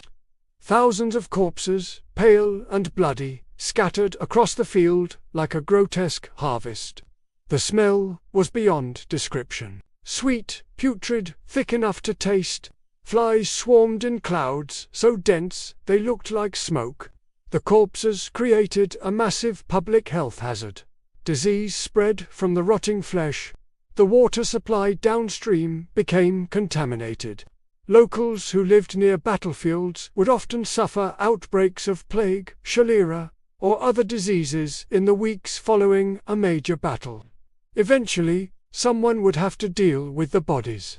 Sometimes, Mass graves were dug and the corpses buried in piles. More often, the bodies were just left to decompose where they fell. Nature would take its course. Scavenger, animals, insects, weather, and within a few months, only bones would remain. Local peasants would sometimes bury the dead, partly from Christian charity, but mostly because rotting corpses made their land unusable. But burial was expensive, labor-intensive work. Many battlefield dead were never properly interred. Years later, farmers would plow up bones and rusted weapons. Metal detectors today still find artifacts from medieval battles: corroded swords, arrow points, pieces of armor that survived in the soil long after the men who wore them had become dust. The commanders, meanwhile, were dividing up the really valuable prisoners. Knights and nobles captured during the battle were worth enormous ransoms. These men were treated well, housed comfortably, and eventually returned to their families in exchange for payment that could fund entire military campaigns. Common soldiers who'd been captured faced different treatment. If they had any value as laborers, they might be kept as slaves or servants. If not, they were often killed outright. Feeding prisoners was expensive, and nobody wanted to waste resources on worthless captives. This was the aftermath of medieval warfare. Not glorious, not honorable, just efficient, brutal scavenging. The dead were stripped of everything valuable. Their bodies left to feed crows and rats, and life moved on. The survivors now had to carry their plunder, protect it from being stolen by their own side, and somehow get it home without being robbed by bandits, fellow soldiers, or corrupt officials. Because, while the battle was over, the war was never really finished. The battle was won or lost. Either way, the army was disbanding, and you were expected to find your own way home. For the knights and nobles, this was straightforward. They had horses, retinue, money for inns and food. They'd ride home in relative comfort, their war stories already being polished for future tellings. For you, the common soldier, getting home was another ordeal that might kill you after you'd somehow survived everything else. First, you had to figure out where you were. Medieval soldiers often had only the vaguest idea of geography beyond their immediate local area. You'd been marched for weeks through unfamiliar territory, fought a battle somewhere that might not even have a proper name, and now you were expected to navigate hundreds of miles back to your village. Some armies stayed together for the initial part of the journey, marching toward friendly territory before disbanding. This offered protection from bandits and hostile locals. But once you reached the border of your home region, you were on your own. The wounds you'd taken in battle were still with you. That cut on your arm from a sword blade, still infected, red and swollen, weeping pus that stained your clothes. That blow to the ribs from a warhammer, probably a fracture that sent shooting pains through your chest every time you breathed deeply. You were traveling while injured with no medical care, through territory that ranged from indifferent to actively hostile. Every step was painful. Every mile was an achievement. Food was scarce. The army's supply system, such as it was, no longer existed. You had to forage, beg, or steal food to survive. Foraging meant eating whatever you could find: berries, nuts, roots, grass if you were desperate enough. Most of it was inadequate nutrition for a man trying to walk 20 miles a day. Begging meant approaching villages and farms asking for charity. Sometimes it worked. Christian duty demanded feeding the hungry, and some people took that seriously. But most villages had been raided and robbed by soldiers so many times that they viewed any armed man as a threat. Stealing was risky, but sometimes necessary. You could take food from fields or orchards, but if you were caught, local justice was swift and brutal. Peasants would beat thieves to death with farming tools or hand them over to local authorities, who would hang them without trial. Your plunder, if you'd managed to acquire any, made you a target. Other soldiers, your former comrades, would rob you if they thought you had something valuable. The bonds of fellowship that had existed during the campaign dissolved the moment the army disbanded. You couldn't trust anyone. That man from the next village over who'd fought beside you in the shield wall. He'd cut your throat for a decent sword or a purse of coins. Survival made everyone desperate, and desperate men were dangerous. Bandits watched the roads specifically for disbanded soldiers. They knew veterans would be carrying weapons, armor, possibly loot from the battlefield. Groups of brigands would ambush individual soldiers or small groups, killing them and taking everything. The smart approach was to travel in larger groups, but large groups moved slowly and attracted attention. Small groups moved faster, but were vulnerable to attack. Traveling alone was fastest, but essentially suicidal. You had to sleep rough every night. Inns existed, but they were expensive and often wouldn't accept common soldiers anyway. Innkeepers had learned that soldiers meant trouble. Fighting, drinking, inability to pay, theft. Most would turn you away at the door, so you slept wherever you could find shelter, under trees, in abandoned buildings, in ditches if necessary. Every night was a gamble that you wouldn't be murdered in your sleep by fellow travelers. Bandits, or local villagers who didn't want soldiers in their area. The weather was a constant enemy. Rain soaked through your inadequate clothing, leaving you shivering and miserable. Cold at night penetrated to your bones because you had no proper bedding. Heat during the day was exhausting when you were already weakened by injuries and poor nutrition. Your clothes, already worn and damaged from the campaign, continued deteriorating. The same tunic you'd worn for months was now torn, stained with blood and mud, falling apart at the seams. Your shoes, if you still had them, were held together with strips of cloth and determination. Disease was still killing men on the journey home. The dysentery that had plagued the army during the campaign continued affecting survivors. Infected wounds got worse without treatment. Respiratory infections spread among groups of travelers sleeping in close quarters. Some men didn't make it. They'd collapse by the roadside, too exhausted or sick to continue. Fellow travelers would check if they had anything worth taking, then leave them to die alone. It was harsh, but practical. You couldn't carry a dying man hundreds of miles. Villages you passed through were hostile or fearful. Local peasants had been dealing with soldiers for months or years. Armies marching through, taking food, conscripting men, fighting battles that destroyed crops and buildings. They were tired of war and everyone associated with it. Some villages would leave food at the outskirts to encourage soldiers to move on without entering. Others would send armed men to escort soldiers through their territory as quickly as possible. A few would attack stragglers outright, especially if the group was small enough to overwhelm. River crossings were particularly dangerous. Bridges were rare and often guarded by locals who charged tolls or simply refused passage to soldiers. Forting meant getting soaked, which could lead to illness or hypothermia. Swimming meant risking drowning, especially if you were wounded or carrying equipment.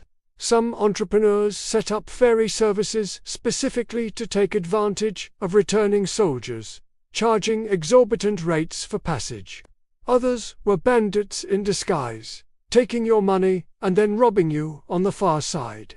The journey home could take weeks or months, depending on how far the campaign had taken you and how well you could travel with your injuries. Every day was a struggle to find food, avoid danger, and keep moving despite pain and exhaustion. Some soldiers joined together for protection, forming small bands of men heading in the same general direction. But these groups were fragile alliances. Trust was limited. Resources were scarce. Arguments over food, direction, or loot distribution could lead to violence. As you got closer to home, you started to realize something that no one had prepared you for. You didn't want to go back. The closer you got to your village, the more anxious you became. Home represented a life you'd left behind. A person you'd been before the war changed you fundamentally. The man who'd left your village months ago was gone. In his place was someone harder, scarred, carrying memories and experiences that couldn't be shared with people who'd never left their fields. You'd seen things, done things, survived things that were beyond the comprehension of anyone who'd stayed home. How do you explain what a battlefield smells like? How do you describe the sound of a man dying? How do you tell your wife about the nightmares that wake you screaming? The war had changed you in ways you didn't fully understand yet, and as you approached the familiar boundaries of your home, you wondered if there was still a place for you there. You'd survived against every conceivable odd through battle, disease, injury, and the nightmare journey home. You'd made it back to your village. You could see the familiar fields, the houses you'd known since childhood, the church where you'd been baptized, and everything was wrong. Your family, if they'd survived in your absence, barely recognized you. You'd left as a relatively healthy man, probably overweight by medieval standards, which meant you had enough to eat most of the time. You returned gaunt, hollow-cheeked, your clothes hanging loose on a frame that had lost 30 or 40 pounds. Scars marked your body. The sword cut on your arm had healed badly, leaving a puckered line of scar tissue. The mace blow to your head had left a dent in your skull that you could feel with your fingers. You walked with a limp from the spear wound in your leg that had never properly healed, but the physical changes were nothing compared to what had happened inside your head. Your wife embraced you, crying with relief and joy. Your children stared at you like you were a stranger, which in many ways you were. Your parents, if they were still alive, asked questions about the campaign, and you couldn't answer because how do you explain what you'd seen? How do you tell your wife about watching your friend die slowly from a gut wound, begging for someone to end his suffering? How do you explain to your children why you wake up screaming in the middle of the night? How do you describe the smell of a battlefield to people who think the worst odor they'll encounter is the pigsty? The village hadn't changed. The same houses, the same fields, the same petty gossip about who was sleeping with whom and which family had the best harvest. The problems that had seemed important when you left, boundary disputes, unpaid debts, social rivalries, now felt meaningless. You'd watched thousands of men die for causes they didn't understand. You'd survived battles that would be talked about for generations. You'd seen the worst and best of human nature, usually in the same day. And now, people wanted to discuss whether the miller was charging fair prices for grain. Post-traumatic stress disorder wouldn't be named for centuries, but medieval soldiers absolutely suffered from it. The symptoms were identical to what modern veterans experience, but without any understanding of what was happening or any effective treatment. You couldn't sleep without nightmares. The battle would replay in your mind with vivid clarity. You'd relive the moment when the lines crashed together, the sounds of men dying, the feeling of your spear punching through human flesh. You'd wake up in a cold sweat, heart pounding, sometimes screaming. Loud noises would send you into panic. A door slamming sounded like shields clashing. Thunder reminded you of cavalry charges. The sound of metal on metal, a blacksmith working, someone sharpening a blade, would make you flinch and reach for weapons you no longer carried. You'd developed hypervigilance, constantly scanning for threats that didn't exist. In crowds, you'd position yourself where you could see all the exits. You'd sit with your back to walls. You'd wake up multiple times each night, listening for sounds that might indicate danger. Your temper had changed. Little things would enrage you. A spilled drink, a crying child, someone walking too close behind you. You'd been living with constant threat for so long that normal life felt wrong, unsafe. You'd lash out at your family, unable to explain why you were so angry all the time. The work you'd done before the war, farming, carpentry, whatever trade you'd practiced, was either impossible or unbearable. If you'd lost fingers or a hand, physical labor was out of the question. Even if you were physically intact, you found it hard to care about anything. Planting crops seemed pointless when you'd seen entire armies die for nothing. Building furniture felt trivial after surviving battles that decided the fate of kingdoms. The long-term thinking required for agriculture, planning next year's harvest, maintaining tools, caring for livestock, was beyond you when you were still struggling to get through each day. Your relationship with God had changed. You'd prayed desperately for survival, made bargains with saints, watched priests promise that God favored your cause, while identical priests on the other side made identical promises to your enemies. The contradictions were impossible to ignore. Some veterans became more religious, interpreting their survival as divine intervention. Others lost faith entirely, unable to reconcile a loving God with the horrors they'd witnessed. Most fell somewhere in between, still believing, but with a faith that was harder, more complicated, shot through with doubt. Drinking helped when you could afford it. Alcohol could numb the memories, quiet the nightmares, make the world seem bearable for a few hours. Many veterans became heavy drinkers, spending whatever money they had on ale or wine, trying to forget what couldn't be forgotten. Villagers had their share of former soldiers who spent their days drunk in taverns, telling war stories to anyone who would listen. These men became familiar figures, scarred, limping, haunted, always ready to describe battles that grew more heroic with each telling. But, even drunk, the memories remained. Alcohol might postpone the nightmares, but it couldn't erase them. The physical injuries were permanent reminders of what you'd endured. That limp from your leg wound wasn't going away.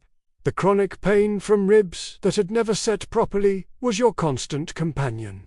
The missing fingers made every task more difficult. Medieval medicine had nothing to offer for chronic pain. Relief was limited to alcohol, prayers, and endurance. Physical therapy didn't exist. You just learned to live with the damage, adapting as best you could. The community treated you differently now. You were marked, changed, no longer quite one of them. Parents didn't want their children playing too close to your house. Women avoided making eye contact. Even the church seemed uncomfortable with you, as if the violence you'd participated in, however justified, had stained your soul. People were afraid of veterans, and for good reason. You'd been trained to kill, you'd done it. That knowledge was written in your posture, your eyes, the way you moved through the world. Civilians could sense the potential for violence, even when you tried to hide it. Some villages had multiple veterans, men who'd served in the same campaign or different wars. You'd gravitate toward each other, the only people who understood what you'd been through. You'd gather in taverns or fields, drinking and talking about things no one else could comprehend. These weren't pleasant gatherings. They were groups of damaged men sharing space with other damaged men, trying to make sense of experiences that defied rational explanation. Sometimes the conversations helped. More often they made things worse, reopening wounds that had barely begun to heal. The economic impact was severe. If you couldn't work because of injury, your family suffered. There were no disability benefits, no veterans payments, no government support of any kind. The Lord who'd conscripted you didn't care that you'd sacrificed your body for his war. You were home now. That was payment enough. Some veterans became beggars, displaying their war wounds to earn sympathy and coins. Town squares and church steps filled with maimed soldiers, one-legged men on crutches, blind men who'd lost their eyes to arrows. armless men who'd survived battlefield amputations. They'd tell their stories to anyone who'd listen, hoping for charity. Lost my hand at Agent Court, fighting for the king. Spare a penny for an old soldier. The stories were usually true, though they grew more elaborate over time. Others turned to crime. The skills you'd learned during the war were transferable. You knew how to kill efficiently, how to intimidate people, how to take what you needed by force. Banditry attracted veterans who had nothing left to lose and no other way to survive. The roads of medieval Europe were dangerous, partly because of veteran soldiers who'd become outlaws. They knew tactics, weapons, how to plan ambushes. They were more dangerous than ordinary criminals because they'd been professionally trained in violence. Your family relationships never fully recovered. Your wife tried to understand. But how could she? She'd been home, worrying and working and raising children while you'd been in hell. The distance between your experiences was unbridgeable. She'd try to comfort you during nightmares and you'd push her away, because, in that moment, in the confusion between sleep and waking, you were back in the battle and anyone touching you was an enemy to be fought. You'd snap at her over trivial things, meals that weren't ready on time, children making too much noise, visitors who stayed too long. She'd forgive you because she understood you'd been through something terrible. But the constant tension wore on both of you. Some marriages ended, others became cold. Functional arrangements where husband and wife lived like polite strangers, sharing a house but not a life. The emotional intimacy that had existed before the war was gone, replaced by careful distance and unspoken resentment. Your children feared you. The father who'd left was a familiar figure, perhaps strict, but predictable, safe. The man who'd returned was different, moody, violent, prone to sudden rages over nothing. They'd learned to be quiet around you, to avoid setting off your temper. When they looked at you, you could see the fear in their eyes. Not just fear of punishment, but a deeper fear. The recognition that their father had become someone dangerous, unpredictable, damaged beyond repair. The guilt was overwhelming. You'd survived when so many others had died. Men better than you, braver than you, more deserving of life had been killed while you'd somehow lived. The randomness of it was maddening.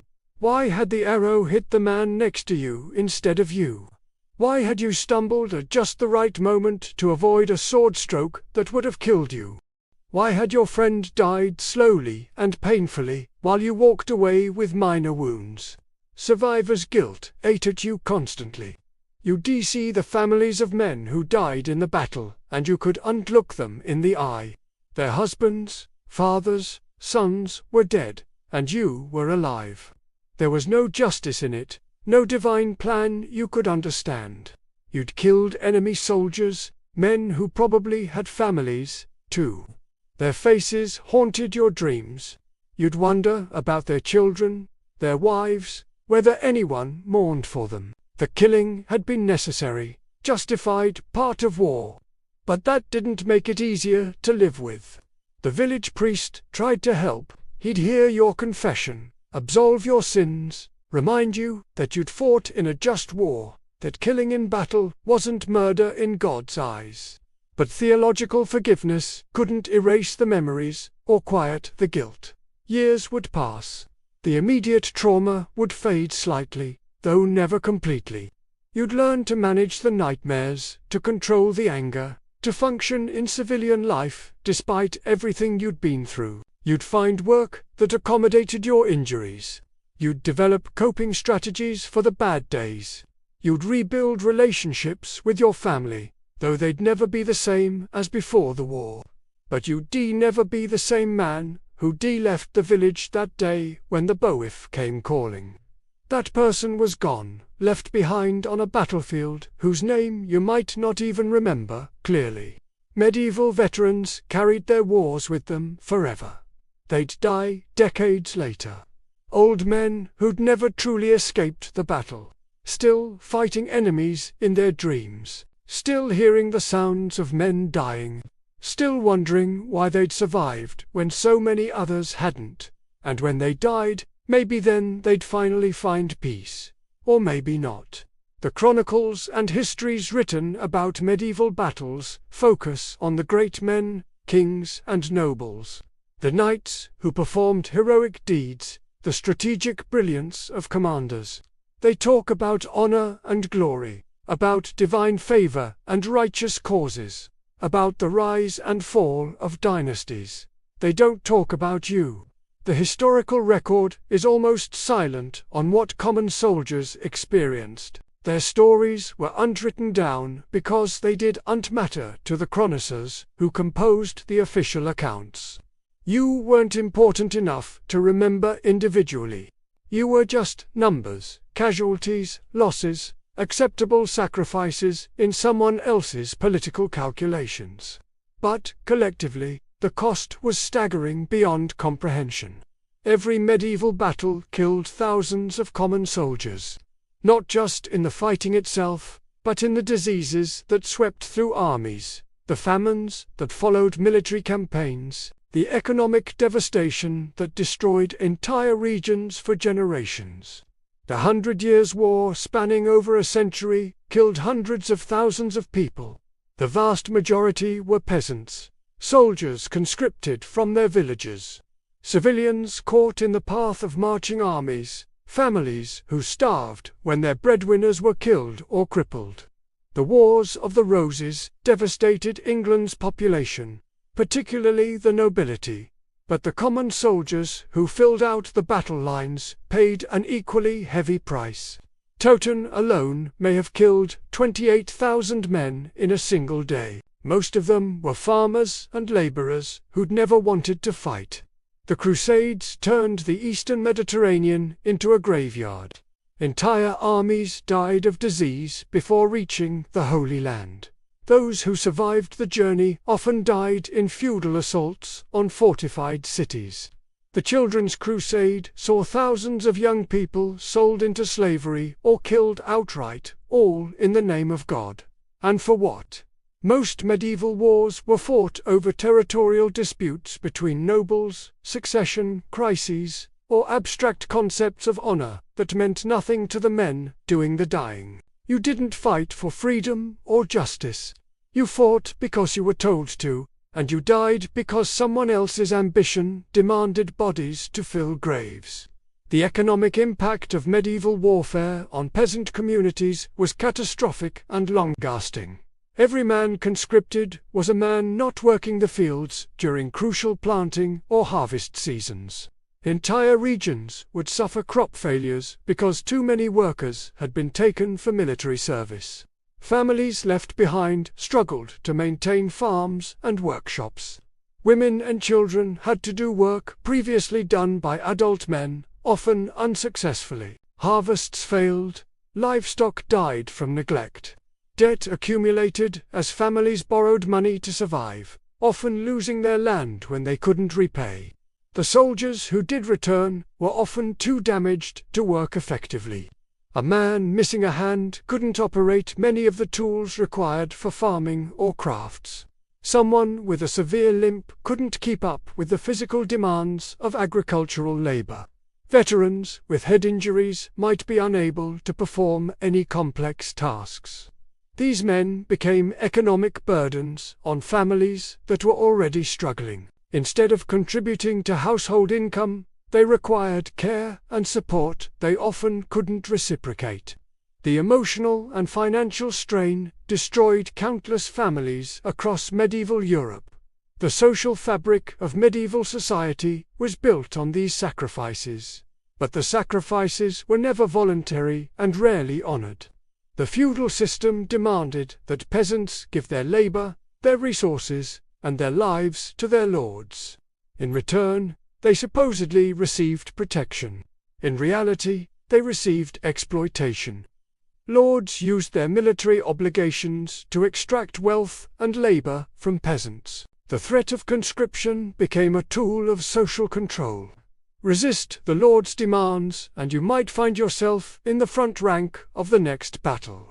The psychological toll on medieval society is impossible to calculate accurately, but the evidence suggests it was massive. How many veterans returned home, violent, broken, unable to function as husbands and fathers? How many families were destroyed by men who'd seen too much, done too much, suffered too much? How many children grew up fatherless, or with fathers who couldn't be fathers anymore? How many women became widows or were forced to care for permanently disabled husbands? How many communities lost their most productive members to wars they had no voice in starting? Medieval people understood this cost better than we might expect.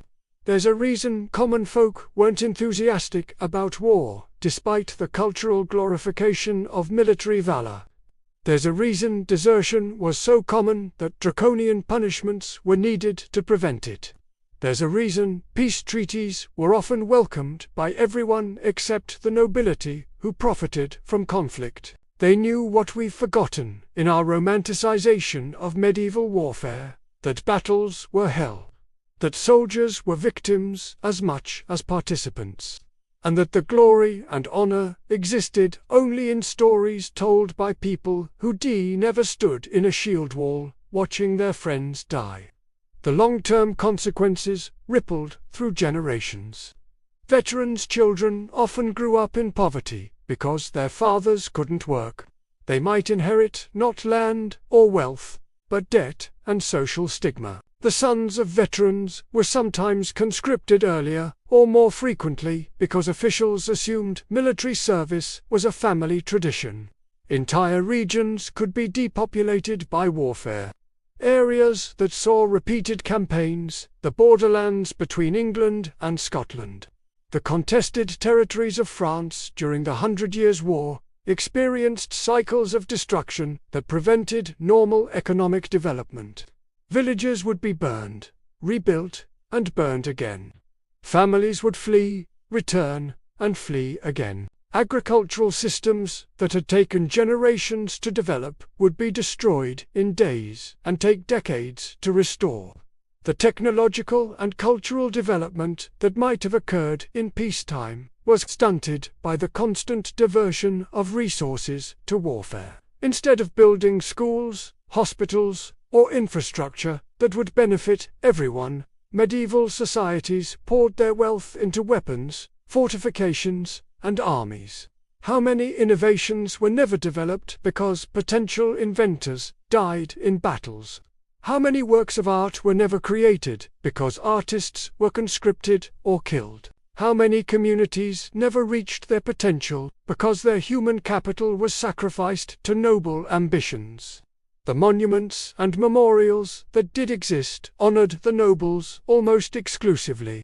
Knights had elaborate tombs with carved effigies showing them in armor, hands folded in prayer, surrounded by heraldic symbols proclaiming their valor. Cathedrals displayed banners captured in battle, commemorating victories won by aristocratic commanders. The common soldiers were buried in mass graves, unmarked and forgotten. No one commissioned sculptures of peasant spearmen. No stained glass windows depicted farmers dying for their lords. The artistic legacy of medieval warfare ignored the majority of participants entirely. When songs were composed about battles, they celebrated the deeds of heroes, kings, princes, famous knights, whose names would be remembered for centuries. The ballads spoke of honor, courage, and divine favor. They didn't mention the smell of the battlefield, the cries of wounded men, or the widows left behind. This selective memory wasn't accidental. It served the interests of the ruling class to portray warfare as glorious and noble. If people understood the true cost, if they saw past the romanticized versions to the brutal reality, they might be less willing to participate in future conflicts. So the real history was suppressed, forgotten, or ignored. The stories that survived were the ones that served power, not truth. Even today, our popular culture perpetuates these myths. Movies, television shows, books, and games present medieval warfare as exciting, heroic, meaningful. The protagonists are always nobles or exceptional individuals. The common soldiers are background characters, faceless extras who exist only to make the heroes look good. We see the armor and weapons as impressive rather than inadequate. We focus on individual combat rather than mass slaughter. We emphasize the honor and glory while ignoring the disease, starvation, and terror that defined most soldiers' experiences. This romanticization does a disservice to everyone who suffered through the reality of medieval warfare. It reduces their experiences to entertainment, their sacrifices to plot devices, their trauma to background noise. The fact that we don't remember this, that our popular culture has turned medieval warfare into adventure stories, is perhaps the final insult to everyone who suffered through it. They died in agony so that we could enjoy fantasy versions of their misery. But we can choose to remember differently. We can honor their experiences by understanding what really happened, not the sanitized versions created for our comfort. We can acknowledge that the past wasn't more noble or heroic than the present. It was just more brutal and more honest about its brutality. So there it is. What actually happened in a medieval battle? From the moment some lord's baif knocked on your door to drag you from your fields through the nightmare of campaign life to the horror of combat itself, and finally, to the long, painful aftermath that nobody talks about because it doesn't fit our fantasies about the past. It wasn't glorious. It wasn't honorable. It was unromantic or exciting, or any of the things Hollywood has convinced us medieval warfare was like. It was terrifying, painful, disgusting, and traumatic in ways that would break most modern people within days. You didn't die heroically in single combat with a worthy opponent while stirring music played in the background. You died crushed in oppressive bodies, stabbed from behind by someone you never saw. Or you survived the battle only to die days later from an infected wound while lying in your own filth.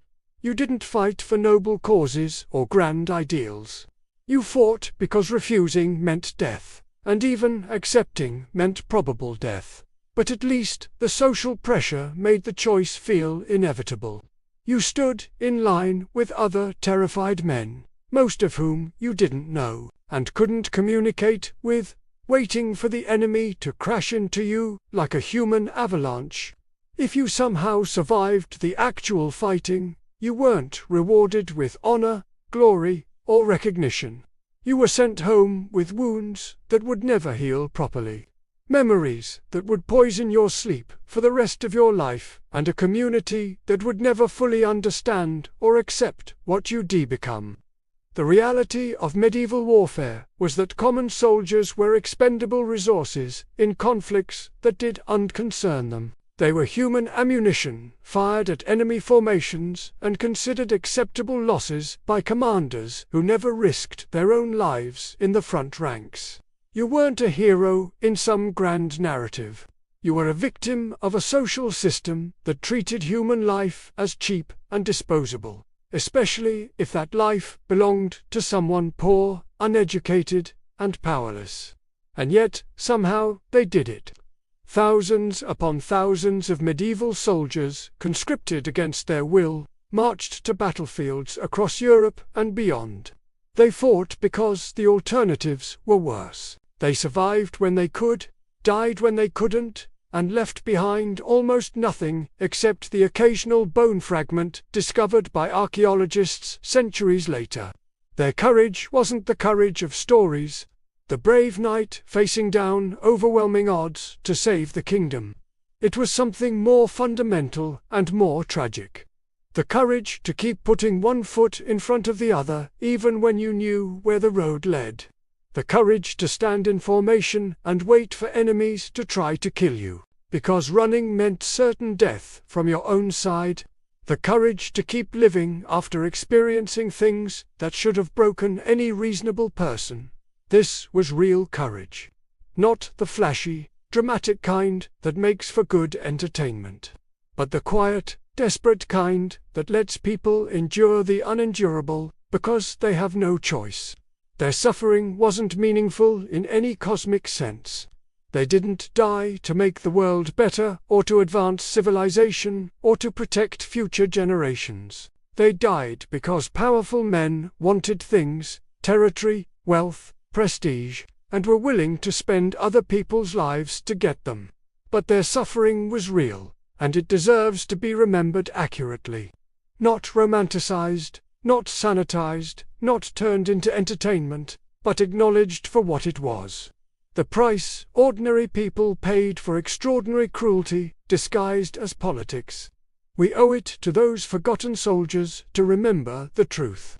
Not because it makes us feel good, but because forgetting dishonors their memory. They deserve better than being reduced to background extras in someone else's adventure story.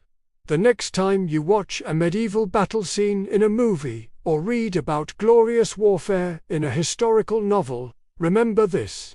Every person in that scene represents someone real, who experienced something far worse than any filmmaker would dare to show. Someone with a family, dreams, fears. Someone who probably didn't want to be there, and who paid a terrible price for being forced to participate in someone else's war. That's the real history. That's what actually happened in a medieval battle. War isn't an adventure. It's not romantic. It's not a solution to political problems. It's a catastrophe that destroys lives, breaks families, and leaves scars that last for generations. Medieval warfare was just more honest about being catastrophic because they didn't have the technology or the propaganda apparatus to pretend otherwise. Every era's warfare, no matter how it's portrayed later by people who didn't experience it, is hell for the people who have to live through it. The weapons change, the tactics evolve, the uniforms get better, but the fundamental experience, terror, pain, loss, trauma, remains constant. Medieval soldiers weren't different from modern veterans in their psychological responses to combat. They just lived in a world that had no vocabulary for post-traumatic stress, no understanding of what we now call moral injury, no systems for helping people recover from experiences that damaged the human psyche. They suffered alone in silence, carrying their wars inside them until they died. We can at least remember them accurately, honor their experiences by understanding what they went through, and perhaps learn something about the true cost of political violence. So, here's to the forgotten soldiers of medieval Europe. The peasants who never wanted to fight, the farm boys who died far from home, the men who survived but were never the same. They're not heroes in any traditional sense. They're something more important. They're human beings who endured inhuman experiences and somehow found ways to keep going. Their stories matter. Their suffering was real, and their memory deserves better than Hollywood fantasies about honor and glory. Remember them as they were, afraid ordinary people doing extraordinary things. Not by choice, but because they had no choice. Remember the price they paid so that we might understand what war actually costs. And maybe, if we remember them clearly enough, we'll be less eager to send other people's children to fight other people's wars. Thanks for sticking with this journey through one of history's darkest and most misunderstood realities. If you made it all the way through this exploration of what medieval warfare was actually like, you now know something that most people don't. The truth behind the legends. It wasn't pretty. It wasn't inspiring. It certainly wasn't the romantic adventure that popular culture has sold us for decades. But it was real, and the people who lived through it deserved to have their experiences remembered accurately, not transformed into entertainment that ignores their suffering. The next time someone talks about the glory of medieval warfare, or suggests that people in the past were somehow tougher or more heroic than we are, you'll know better. They weren't tougher, they just had fewer choices and worse medical care. Medieval soldiers were ordinary people thrust into extraordinary circumstances, most of them against their will. They did what they had to do to survive, and many of them didn't survive despite their best efforts. The ones who did make it home often carried the war with them for the rest of their lives in ways that their communities couldn't understand or accommodate. We've covered a lot of ground tonight. From the moment of conscription through the march to battle, the fighting itself, the aftermath, and the long journey home to a life that could never be the same. Each stage was its own particular kind of hell, and most soldiers experienced all of them. If this has given you a new perspective on medieval history, or if it's helped you understand something about the nature of warfare more generally, then maybe these forgotten soldiers' stories have served a purpose. After all, take care of yourselves out there. Remember to like and subscribe if you want more history that doesn't sugarcoat the past. And sleep well, knowing that you'll never have to experience what those medieval soldiers went through. Their wars are over. Their suffering is done.